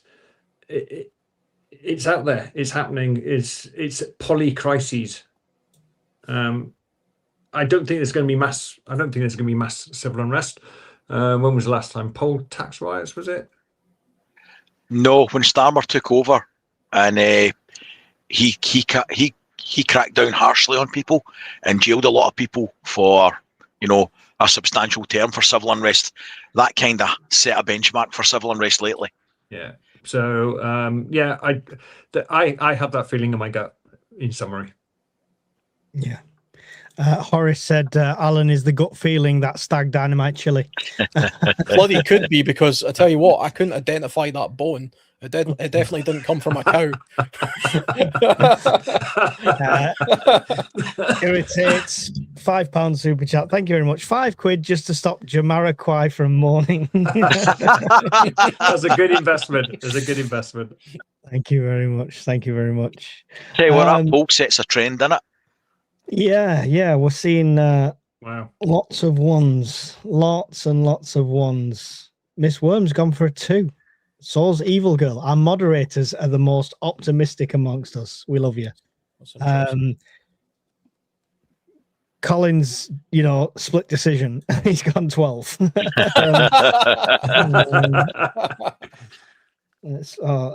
You only one vote counts. Slim Yin. Yeah. Not 10 in a row. It only counts for 1 per user. In the chat, Computer Branchline just made a good point. He said mass civil unrest in Northern Ireland is a summer sport. So, there you go. Yeah, summer riots are a national sport. There you go. Yeah. But we're seeing that now, right? Yeah. I don't think it's rioting. Interesting to get feedback like that. Don't you think? Mike's finger. That is very interesting feedback. Yeah, absolutely. Because that gives you a benchmark of the feeling of everybody else. Because we've got people from all over the world in this chat: States, Australia, New Zealand, a lot from the UK. 54 people voted. 44 said yes. 10 said no. For full disclosure, we do have to bear in mind that we are a target audience where we are predisposed to think this. I would agree with that. Yeah. So, but that is still very interesting. Yeah. I have 2 kids I need to prep for. 100%. 100%. Nobody wants to see their own kids. No better reason to prep than to look after your kids. Exactly. Nobody wants to see their own family in that situation. What's that? Are the mods more optimistic, or are we actually more pessimistic about what constitutes SHTF? True. Bit of column A, bit of column B. Yeah. It is a very binary question to a very broad sort of topic. So yeah. I like to keep things simple. But anyway, we'll close that poll off. Thank you for that. 80%. So there we go. It gives you an idea of the feelings. Obviously, like you say, it's a target audience at the moment. Can we have a column graph next time, please, Mike, rather than a bar graph? Right to StreamYard. I like a pie chart. I like a pie. A pie chart. Alan, I want a pie chart. I'm already paying them £60 a month for the software, so I'm sure they'll take your suggestions. We want a fry Bentos, tin pie type chart. Do you think this is it? Yep. So that was the question. Thank you, Yama Fend. I put it back up. I left it on there so I could thank him for the question. The English prepper. Do you think having a license for a crossbow by default, once required to own one, it would be easier to be approved for a shotgun license? I don't think it'll make any difference to applying for a shotgun license. It's two very completely different animals. I think if you've gone through certain checks, then you're more likely to pass certain checks, right? They're going to do similar checks. So it's reassurance in a way that if you've got that, if you manage to get a license for a crossbow, then if you apply for a firearm certificate, I'm sure you'll stand in better stead because it'll be the same sort of requirements. But I don't think they will correlate in the same way shotgun doesn't give you Section 1. You've got to apply separately. So I think it will remain separate. If you want to have a shotgun in the UK and if you're a UK resident, you don't have a criminal record, you don't have a mental illness of any description or medical history based on mental illness, and you have a legitimate need and a legitimate want, as in you're interested in clay pigeon shooting or foreshore hunting or something of that nature, you'll get it. You'll get it, because a shotgun is something that it's for them to tell you why you shouldn't have it, as opposed to you telling them why you should have it. Mm-hmm. It's different for a Section 1, where you have to then justify the reason for having that, and you also have to have land in order to go and justify it and all that kind of stuff. So a shotgun's actually quite easy to get if you're a person of good character, is what I'm trying to say. So there's no and you have a place to store it. There's exceptions to the good character rule, but we won't say or mention any. How rude. I feel attacked right now. I know a guy that had his Section 1 ticket. How dare you. When they changed the law in Scotland that you needed to have an air weapon certificate, I know a guy at the Section 1 certificate, and when he applied to get the air weapon certificate added onto it, they took his Section 1 ticket off him because somebody else reviewed his application. There you go. Could be shooting himself in the foot. He ended up with fuck all. Yeah. Oh, that's horrible. That's horrible. Mike, has anyone eaten wild plants, weeds, and are any nice? I've had like a dandelion salad type stuff, and it was horrendous. It wasn't like any salad. How about dandelion root tea? Yeah, I'll just stick to Yorkshire Gold. Anyone else? Alan, you're the outdoorsman. What grass are you eating this week? Do you know what? I've probably tried just about every edible plant you can get in Britain, to be honest, but I'm one of those people who doesn't eat vegetables. So it doesn't matter if it's bloody wild or comes out of a supermarket. To me, they all taste disgusting. You know what I mean? It's one of those things. Is that an allergy? Is that your allergy you mentioned in restaurant, Alan? Yeah, that's it. Is it green? Don't want it. You know what I mean? So if it was a Scottish vegetable, though, so if you took a cabbage, covered it in batter and deep fried it, would you then eat it? Yeah, no, definitely improve the taste. That would improve the taste of it. I mean, to be honest, I am quite partial to wood sorrel. There's a few different wood sorrels in the UK, and they've got a type of apple peel to them, and I do like adding that to foods when I'm out in the wilds. And here's one as well: wilted nettles. For some reason, I actually quite like the taste of them. A lot of people know stinging nettles are edible, and they boil them. That's disgusting.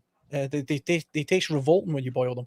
All you need to do is kind of briefly put them on the flame of a fire, and it wilts them and takes away the sting, and you just eat them, and they actually are quite nice. I think it tastes a little bit like flavorless asparagus, which sounds not so good, but if you eat it with like some meat, if you eat it with a steak or something, it's actually quite good.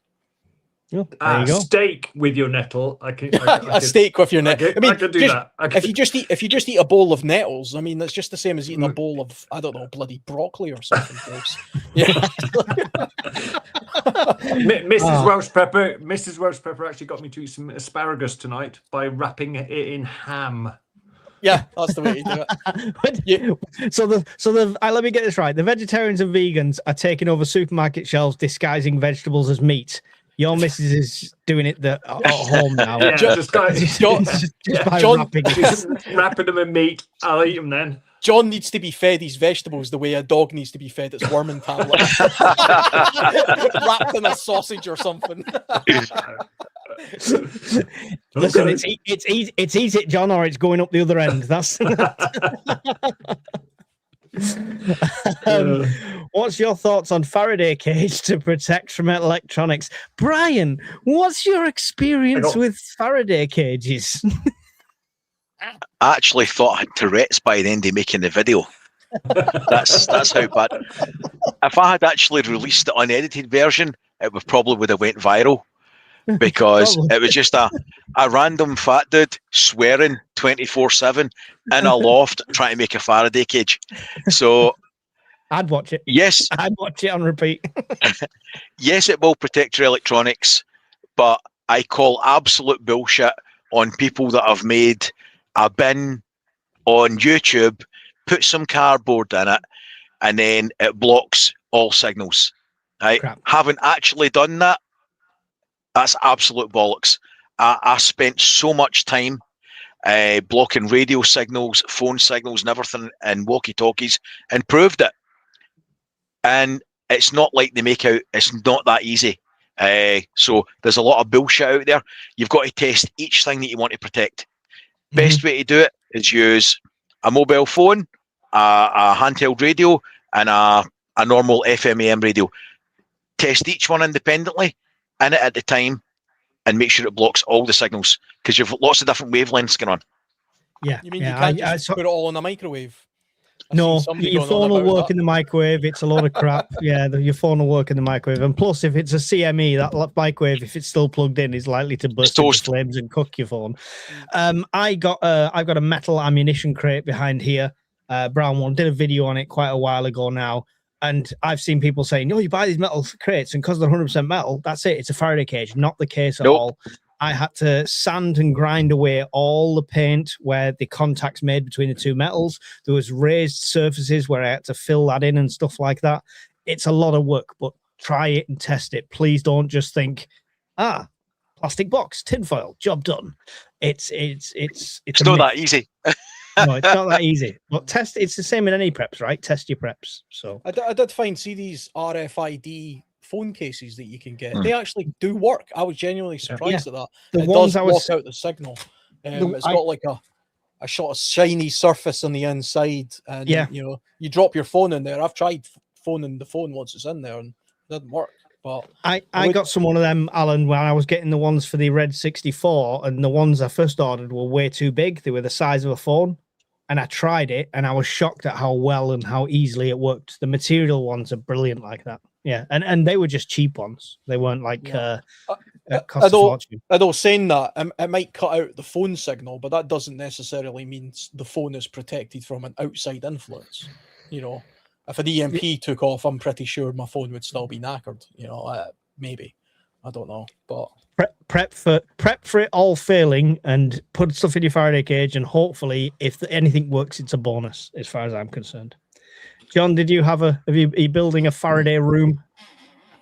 No, not a Faraday room. I do have a couple of small Faraday boxes, and I got a couple of pouches, but that's just the pouches for my spare car key, so that it can't be cloned. I got a couple of Faraday boxes. I do question whether I need one, because the only two events was a massive CME or a nuclear explosion. CME won't affect it. Okay, there you go. One event, then a nuclear detonation. Have I got bigger issues if there's a nuclear detonation than whether my phone still works? I have got one. I've got one, but I do question whether I need one. So I mean, the thing with Faraday boxes is, have you got the redundant kits put in it, right? And Faraday cages, because you're not going to leave your phone 24/7 in that. You're not going to get a message going, there's about to be a atmospheric explosion that's going to cause an EMP. It's just going to happen. So the only things in my Faraday box is redundant stuff that I don't use every day. And every so often you've got to open it up and charge them and test them and stuff like that. And hopefully it doesn't hit while you're doing that. But you've got to leave it in there. Don't think I've got a box, and as soon as I know that there's a nuke coming, I'm going to run and throw all my stuff in there. You won't have that warning time 9 times out of 10. And the reason CMEs won't affect it, just in case anyone doesn't know, is it needs a massive aerial to receive the signal. Attenuate. What's going to be affected by that is our huge power lines that are going to act as giant antennas, and it's going to come down into the houses. Your biggest worry with the CME is not your phone going out; it's your house setting on fire. All right, wiring, things like that. So be fire ready for stuff like that. But yeah, thank you for Big Jace for that one. Sorry, were you going to add something there? No, I was just going to say, folk need to bear in mind as well that there's a lot of variables with EMP. That quite rightly, as John said, what caused it? You do get EMP weapons that don't have the blast and thermal effects as a nuclear detonation, but again, the fallout of that, if you like, for want of a better term, will boil down to the same as a nuke, as in intensity and distance. So if you've got a high energy detonation at height, then it will depend on line of sight and the distance and how much energy is in the wave, and that's never going to change. So there's a lot of variables in it. So everything failing in an EMP isn't really the case. There's so many variables in that. Yeah, it's everything is theoretical, right? So it's just a case of, you can only do the best you can. I'm going to have to ask everyone to stop questions now in the chat, unless it's one of the super chat ones, and we might be able to squeeze it in. I've got 16 still starred. We're going to try and get through these as quick as possible. Otherwise, we're going to be here all night, and it's a school night after all. So let's try and quick fire these round. I'll pick somebody for each one. So, John, 5 items to carry every day in your car. I carry one of those little pneumatic tire inflators. I carry water. I carry my what do you call it? Not a bug out bag. It's a you know what I mean. Skin suit. Have I got to 5 yet? Have I got to? Oh, my ball gag. And is that 5? Sorry, was that too much? That's enough. Alan, go on quickly on this one. 5 items. So I carry a tire inflator. I've got a puncture repair kit. I've got a weatherproof suit that I can use in climate weather. There's a 12-hour candle in my kit, and the 5th one, what else is in there? I've got a tow rope as well, actually, and I've also got an electric jump start. And I've created a video for this very subject, if anybody's interested. Ooh. There you go. There you go. Thank you, English Prepper. Go and check out his video on that one. Brian, does a house gas supply cut out? So does house gas supply cut out after electricity grid shuts down? Yes, but that's not your problem. The problem is your boiler will shut down, the igniter will only work, and also your circulation pump for your heating system will only work. Although I'm not telling you how, but there's ways you can get around that. Yeah, but I mean, if we're talking gas hobs, you can turn the gas on and light it with a bic, right? Yeah. The actual pumping of the supply, the actual pressure for that, depending how many people are drawn from it, seasons, then eventually what's in the pipes will be gone, and then they'll have to purge the pipes once it's gone. So again, like the grid going down, if the gas supply goes down and it's all gone, big problem. Yeah, and it's a matter of time. Same as the water. Don't forget, the guys, the water pumps require electricity to get that water up your hill to your house.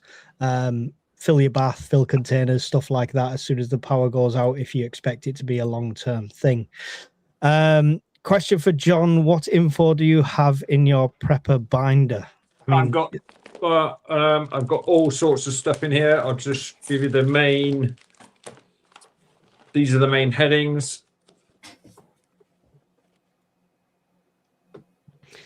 Power, heat, food processing, water security, CBRN, DIY, communications, weights and measures, miscellaneous, and blank.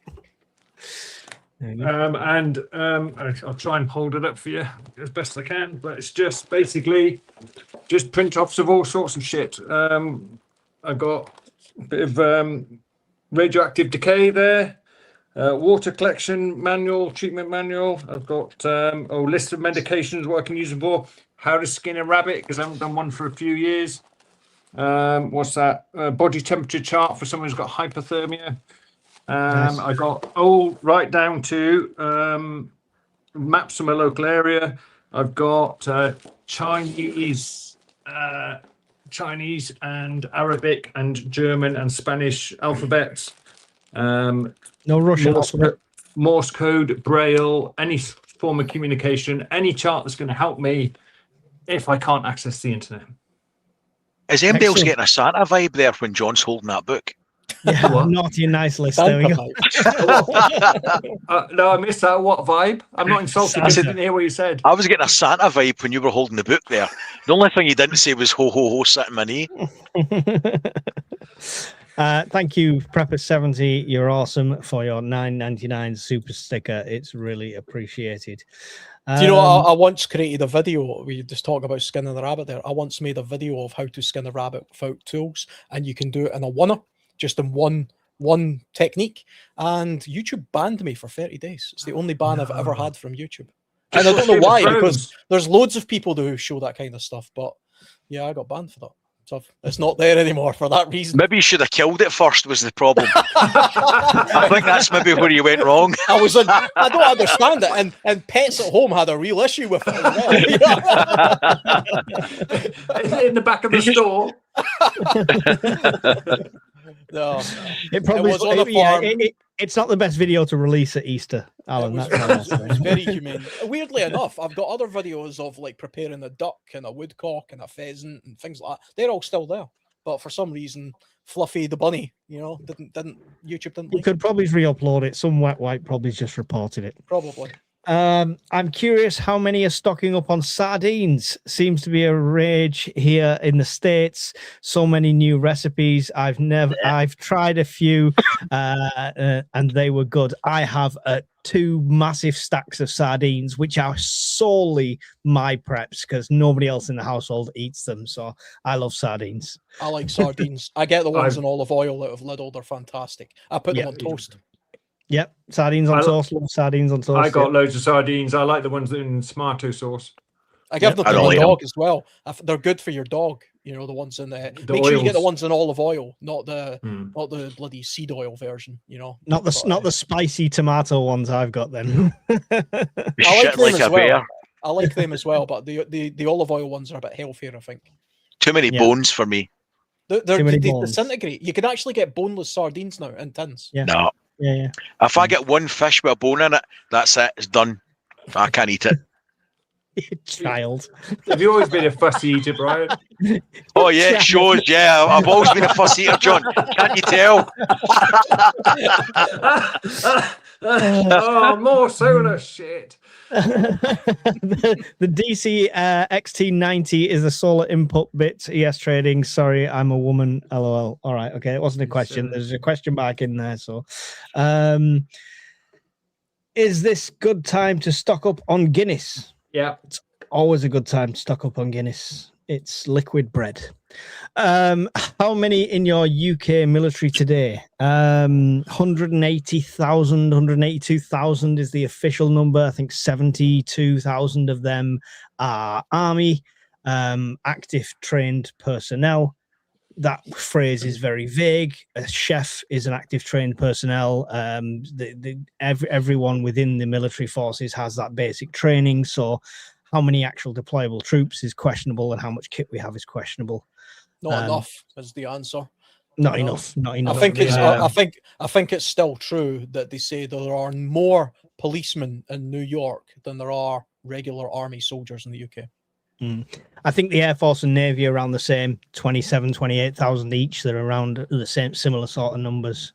Yeah, the US Marine Corps, the Marine Corps in the US has more aircraft than the Royal Air Force. There you go. Shocking. Does not surprise me. Does not surprise me. It was always clear NATO was allied, but if Russia was to attack a NATO country, would Trump side with them? Who knows? Who knows? Difficult to tell these days. Difficult to tell these days. Anyone want to weigh in on? I suppose it would depend. It would depend on the country. The only one country that I genuinely, as a serious answer, the only one country I think Trump might side with the Russians with would be Turkey. Yeah.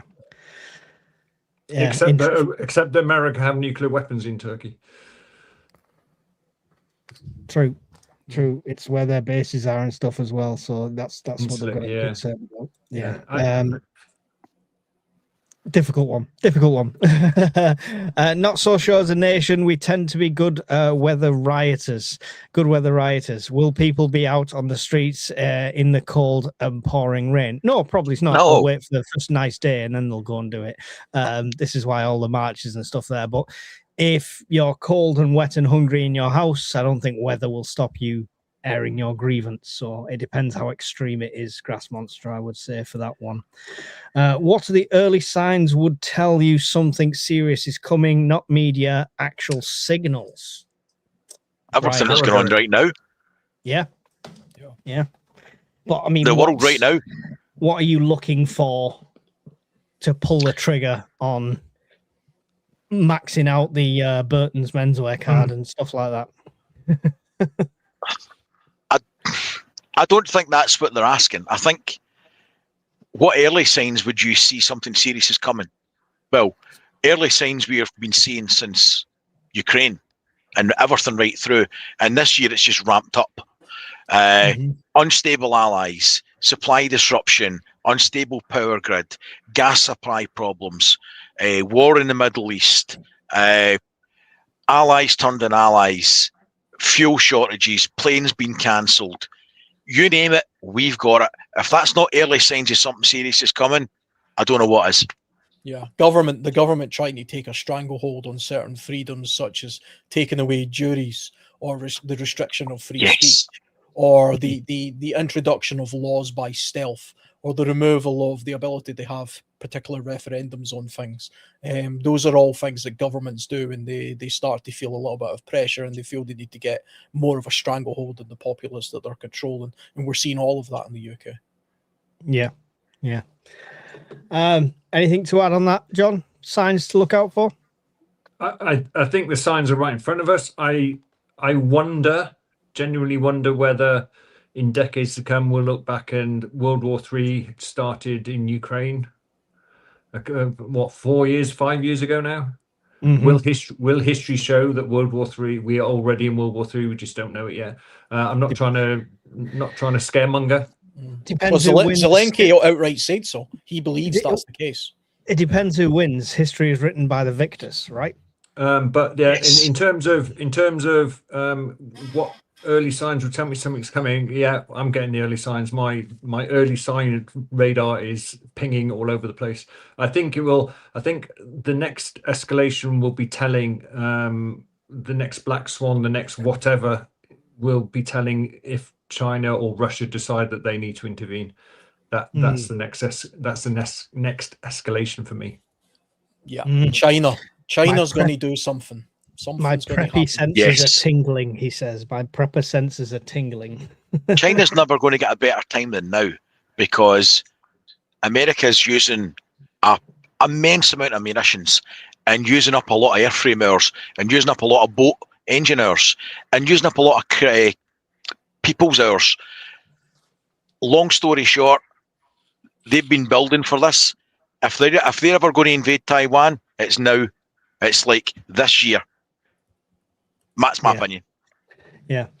So the early signs are already there, and the sources are all around us. Many of us don't trust mainstream media, but many of us still watch mainstream media. Usually, the truth is somewhere between the extreme craziness and the outright lies, and usually the truth's somewhere in the middle. So just best judgment. There is 4 questions left to go, gentlemen, and I will let you go. Still over 300 people in here. Really appreciate you being here. The best way to support the 3 channels that are here. John does not have a channel, but you can catch up with him on the Discord.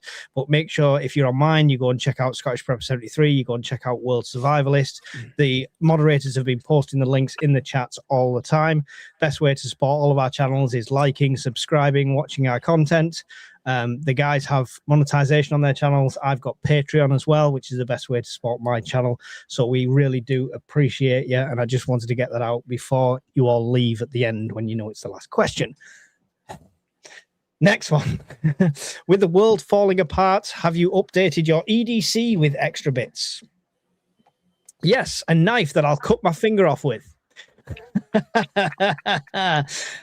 my EDC, many people have seen before, is a huge bunch of keys that is very loud, but it has all sorts of tools on it. Before I've done videos on. I've added this, and now this is literally an EDC. I always used to think, would I have it in my pocket? But I got this awesome case made by a weapon collector who has a YouTube channel as well, and he made that and stamped my name in the top. And inside this is a completely UK legal knife that I got through Amazon. It's still got a bit of my blood on it, as you can see there. Don't try and pry.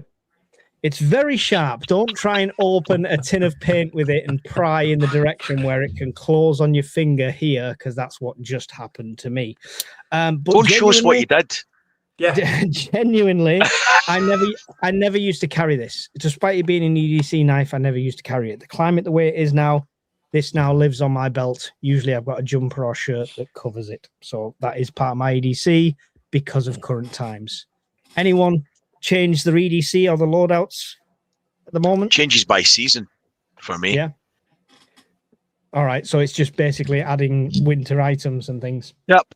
I might replace an older item with a newer one or better kit. But basically, other than that, I just replace by season. Yeah. Yeah.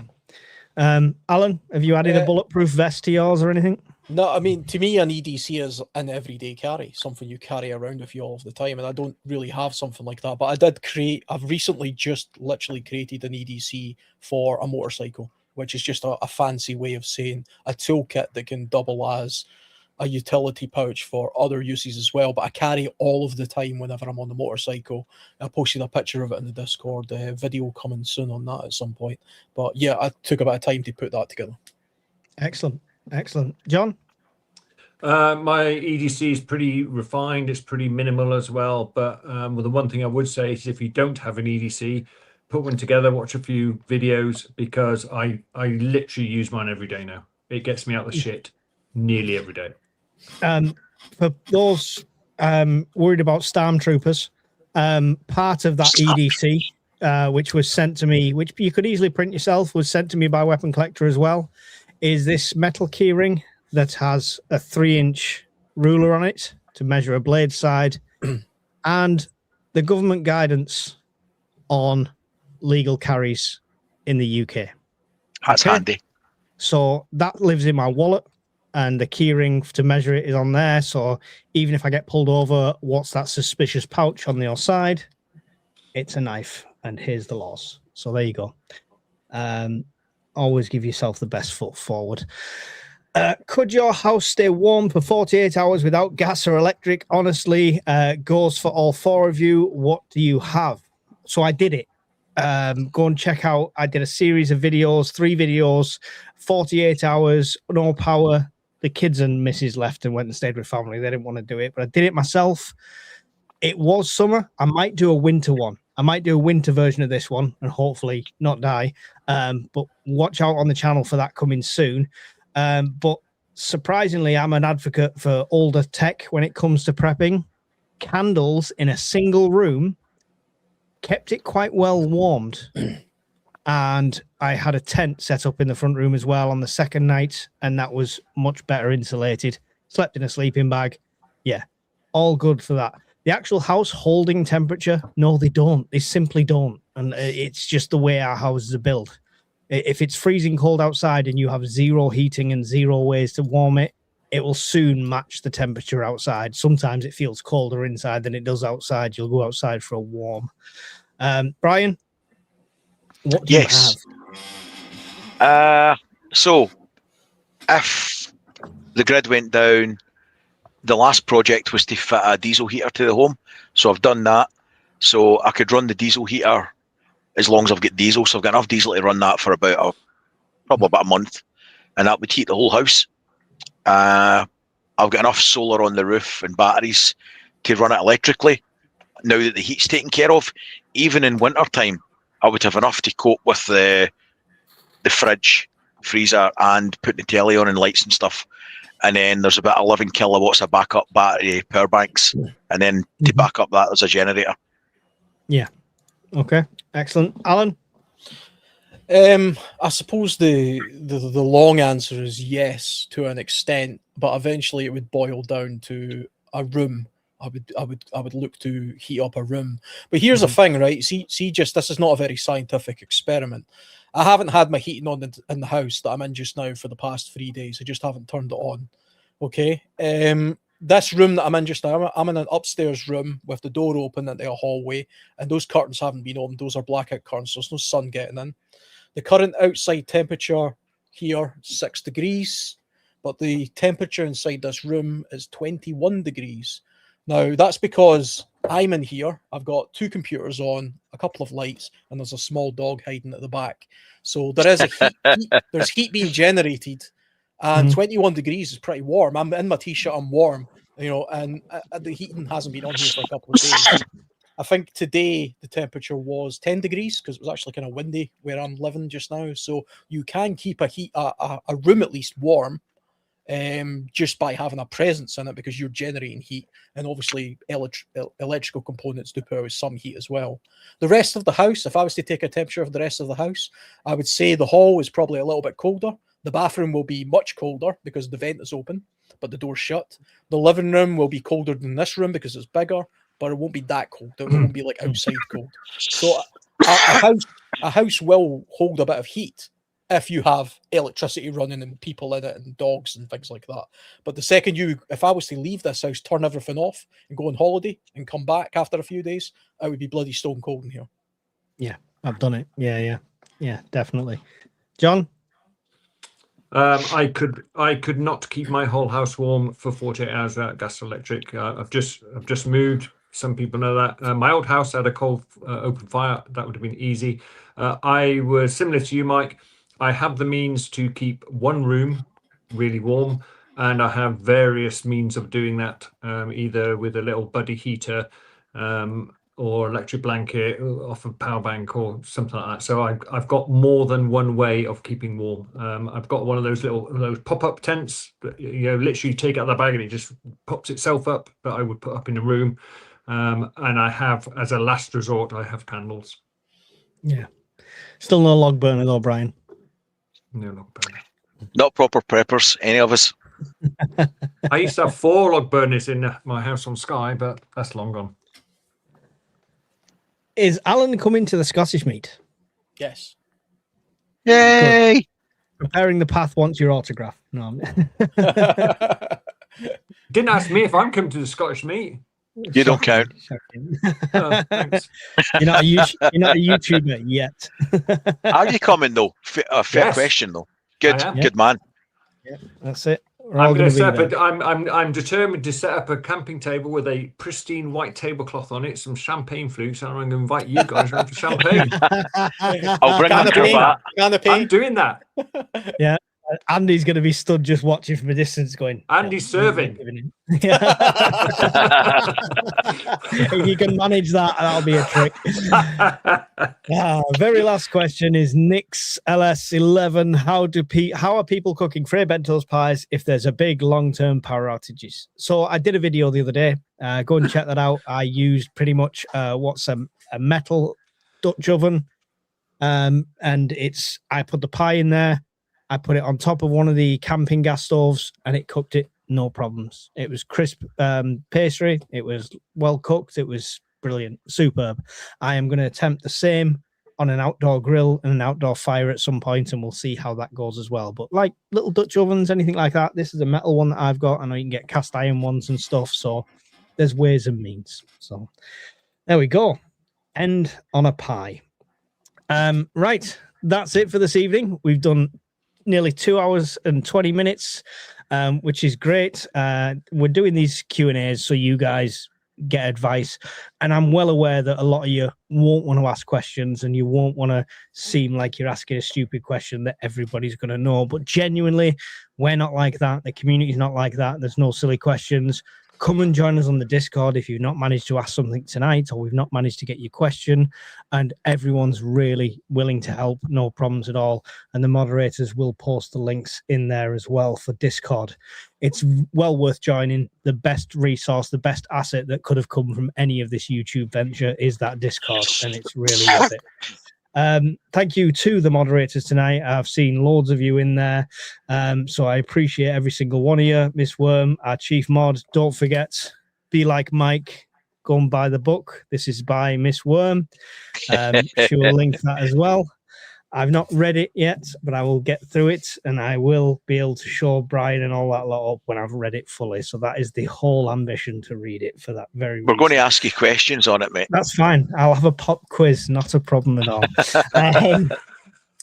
John, any final... Yeah, go on. Maybe you could do a fireside at the Scottish Preppers meet to talk us through the book. Well, we will be doing a live fireside at the Scottish meet like we did last time. It was loads of fun. JP was an absolute hero with the tech and getting it all set up, and we'll be even more prepared for it this year. So yes, I'll talk you through the book there as well if we have time for that one. John, any final thoughts on the current state of the world, the current state of prepping, and everything we spoke about tonight, and your goodbyes, please? No, just look at the evidence, look at the trend, prep within your means, don't go mental, because it might just not happen. But yeah, be wary, be alert. And I don't have a YouTube channel. I have no intention of getting a YouTube channel, although seeing all the thousands of pounds flowing in tonight, I think I might set one up. And thank you for your company tonight, gentlemen, and thank you for everyone who's joined us online. The thousands of pounds flying in tonight. You ought to go and join like Agenda-free TV or 2C TV and watch their super chats going ping, ping, ping, ping, ping. We like get a $5. Who stole Bad Santa's medication? Yeah, we get like a $5 every 6 months or something. Book 2 coming soon, Miss Worms. Right, you better read that first book. Yeah, no, Right. yeah, I need to get the first one done. Yeah. Alan, any final thoughts? The state of world, the state of the nation, prepping, etc., and your goodbyes? I would say it's a good time to be looking to prepare yourself as much as you can, but don't become overwhelmed with the 24-hour news cycle, because I think that has a lot to say about the way a lot of us feel that's not really helping, that 24-hour news cycle. But I would also say skills are free if you can learn them yourself via books and videos. The internet is a fantastic place for learning skills, and YouTube and things like that. Costs absolutely nothing to do that, and that's the best way to prepare yourself, is to prepare your mind, in my opinion. So yeah, and go outside, because that a lot of people just don't do that. I say that all the time, but go for a walk. Start including the outside and nature as part of your daily lifestyle, and it gives you time to think. Even if you're going for a walk in the woods and having to think about what you're going to do with your preps, that's a healthy way of doing it, I think. Excellent. Don't forget to go and check out Alan's channel at World Survivalist. Loads of cool outdoor stuff, some great talking head stuff with some awesome backgrounds and stuff, and some collaborations with me and Brian, and future collaborations to come on there as well. So make sure you go and subscribe to Alan at the World Survivalist. And Brian, if you can subdue your old man coughing for 5 minutes, do you want to give us any final thoughts and your goodbyes? Seasoned. I prefer the term seasoned. Don't forget, the only reason we prep is to give you a sense of security and a measure of security physically. You get none of that if you're panicked all the time and you're worried all the time. So life comes first, prepping comes second. Never let the two do that, right? It's your life first. Prepping is only to enhance your life, not to take over it. And with all the shit that's going on in the world, that is all too easy to forget. I don't mean to preach, but it's really easy to go down the rabbit hole and just get caught in this doom spiral and make a lot of mistakes and spend a lot of money. Yeah, definitely. Jess Pixie asked about the desktop app for Discord. No, you can use iPad, mobiles, anything, anywhere the Discord app is on the App Store. And then you just, once you've got the app, use one of the links or send me a message or comment on one of my videos and ask for a new link, and I will send it you on there and you could join that way. For me, the guys have said it all best they can. You know, don't go nuts, don't go too crazy. Keep a close eye on the news, but don't get sucked into it. We've just had an awesome winner on my Patreon who's won a shed load of Gerber gear, nearly 280 quid's worth of stuff for a £5 Patreon membership. And it's the best way to support my channel, doing the firesides, doing all of this. The best way to support that is through Patreon, and memberships start from £5 a month there. And you get exclusive content, including me unfiltered. So all the stuff I can't say on YouTube, I say on there. So go and check that out. If you've got 5 minutes, it'd be really appreciated. Thank you to Miss Worm. Go and check out her channel and all the moderators. And from us, we will see you in another fireside, hopefully really soon. Goodbye. Later, guys.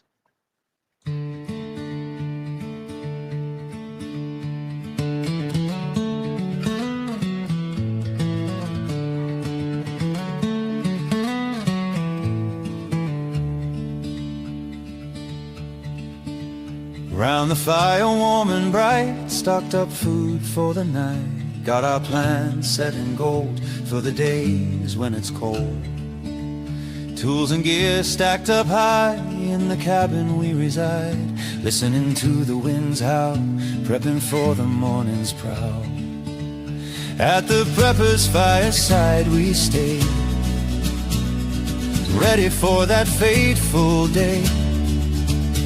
Stories shared and hearts alight, round the fire every night.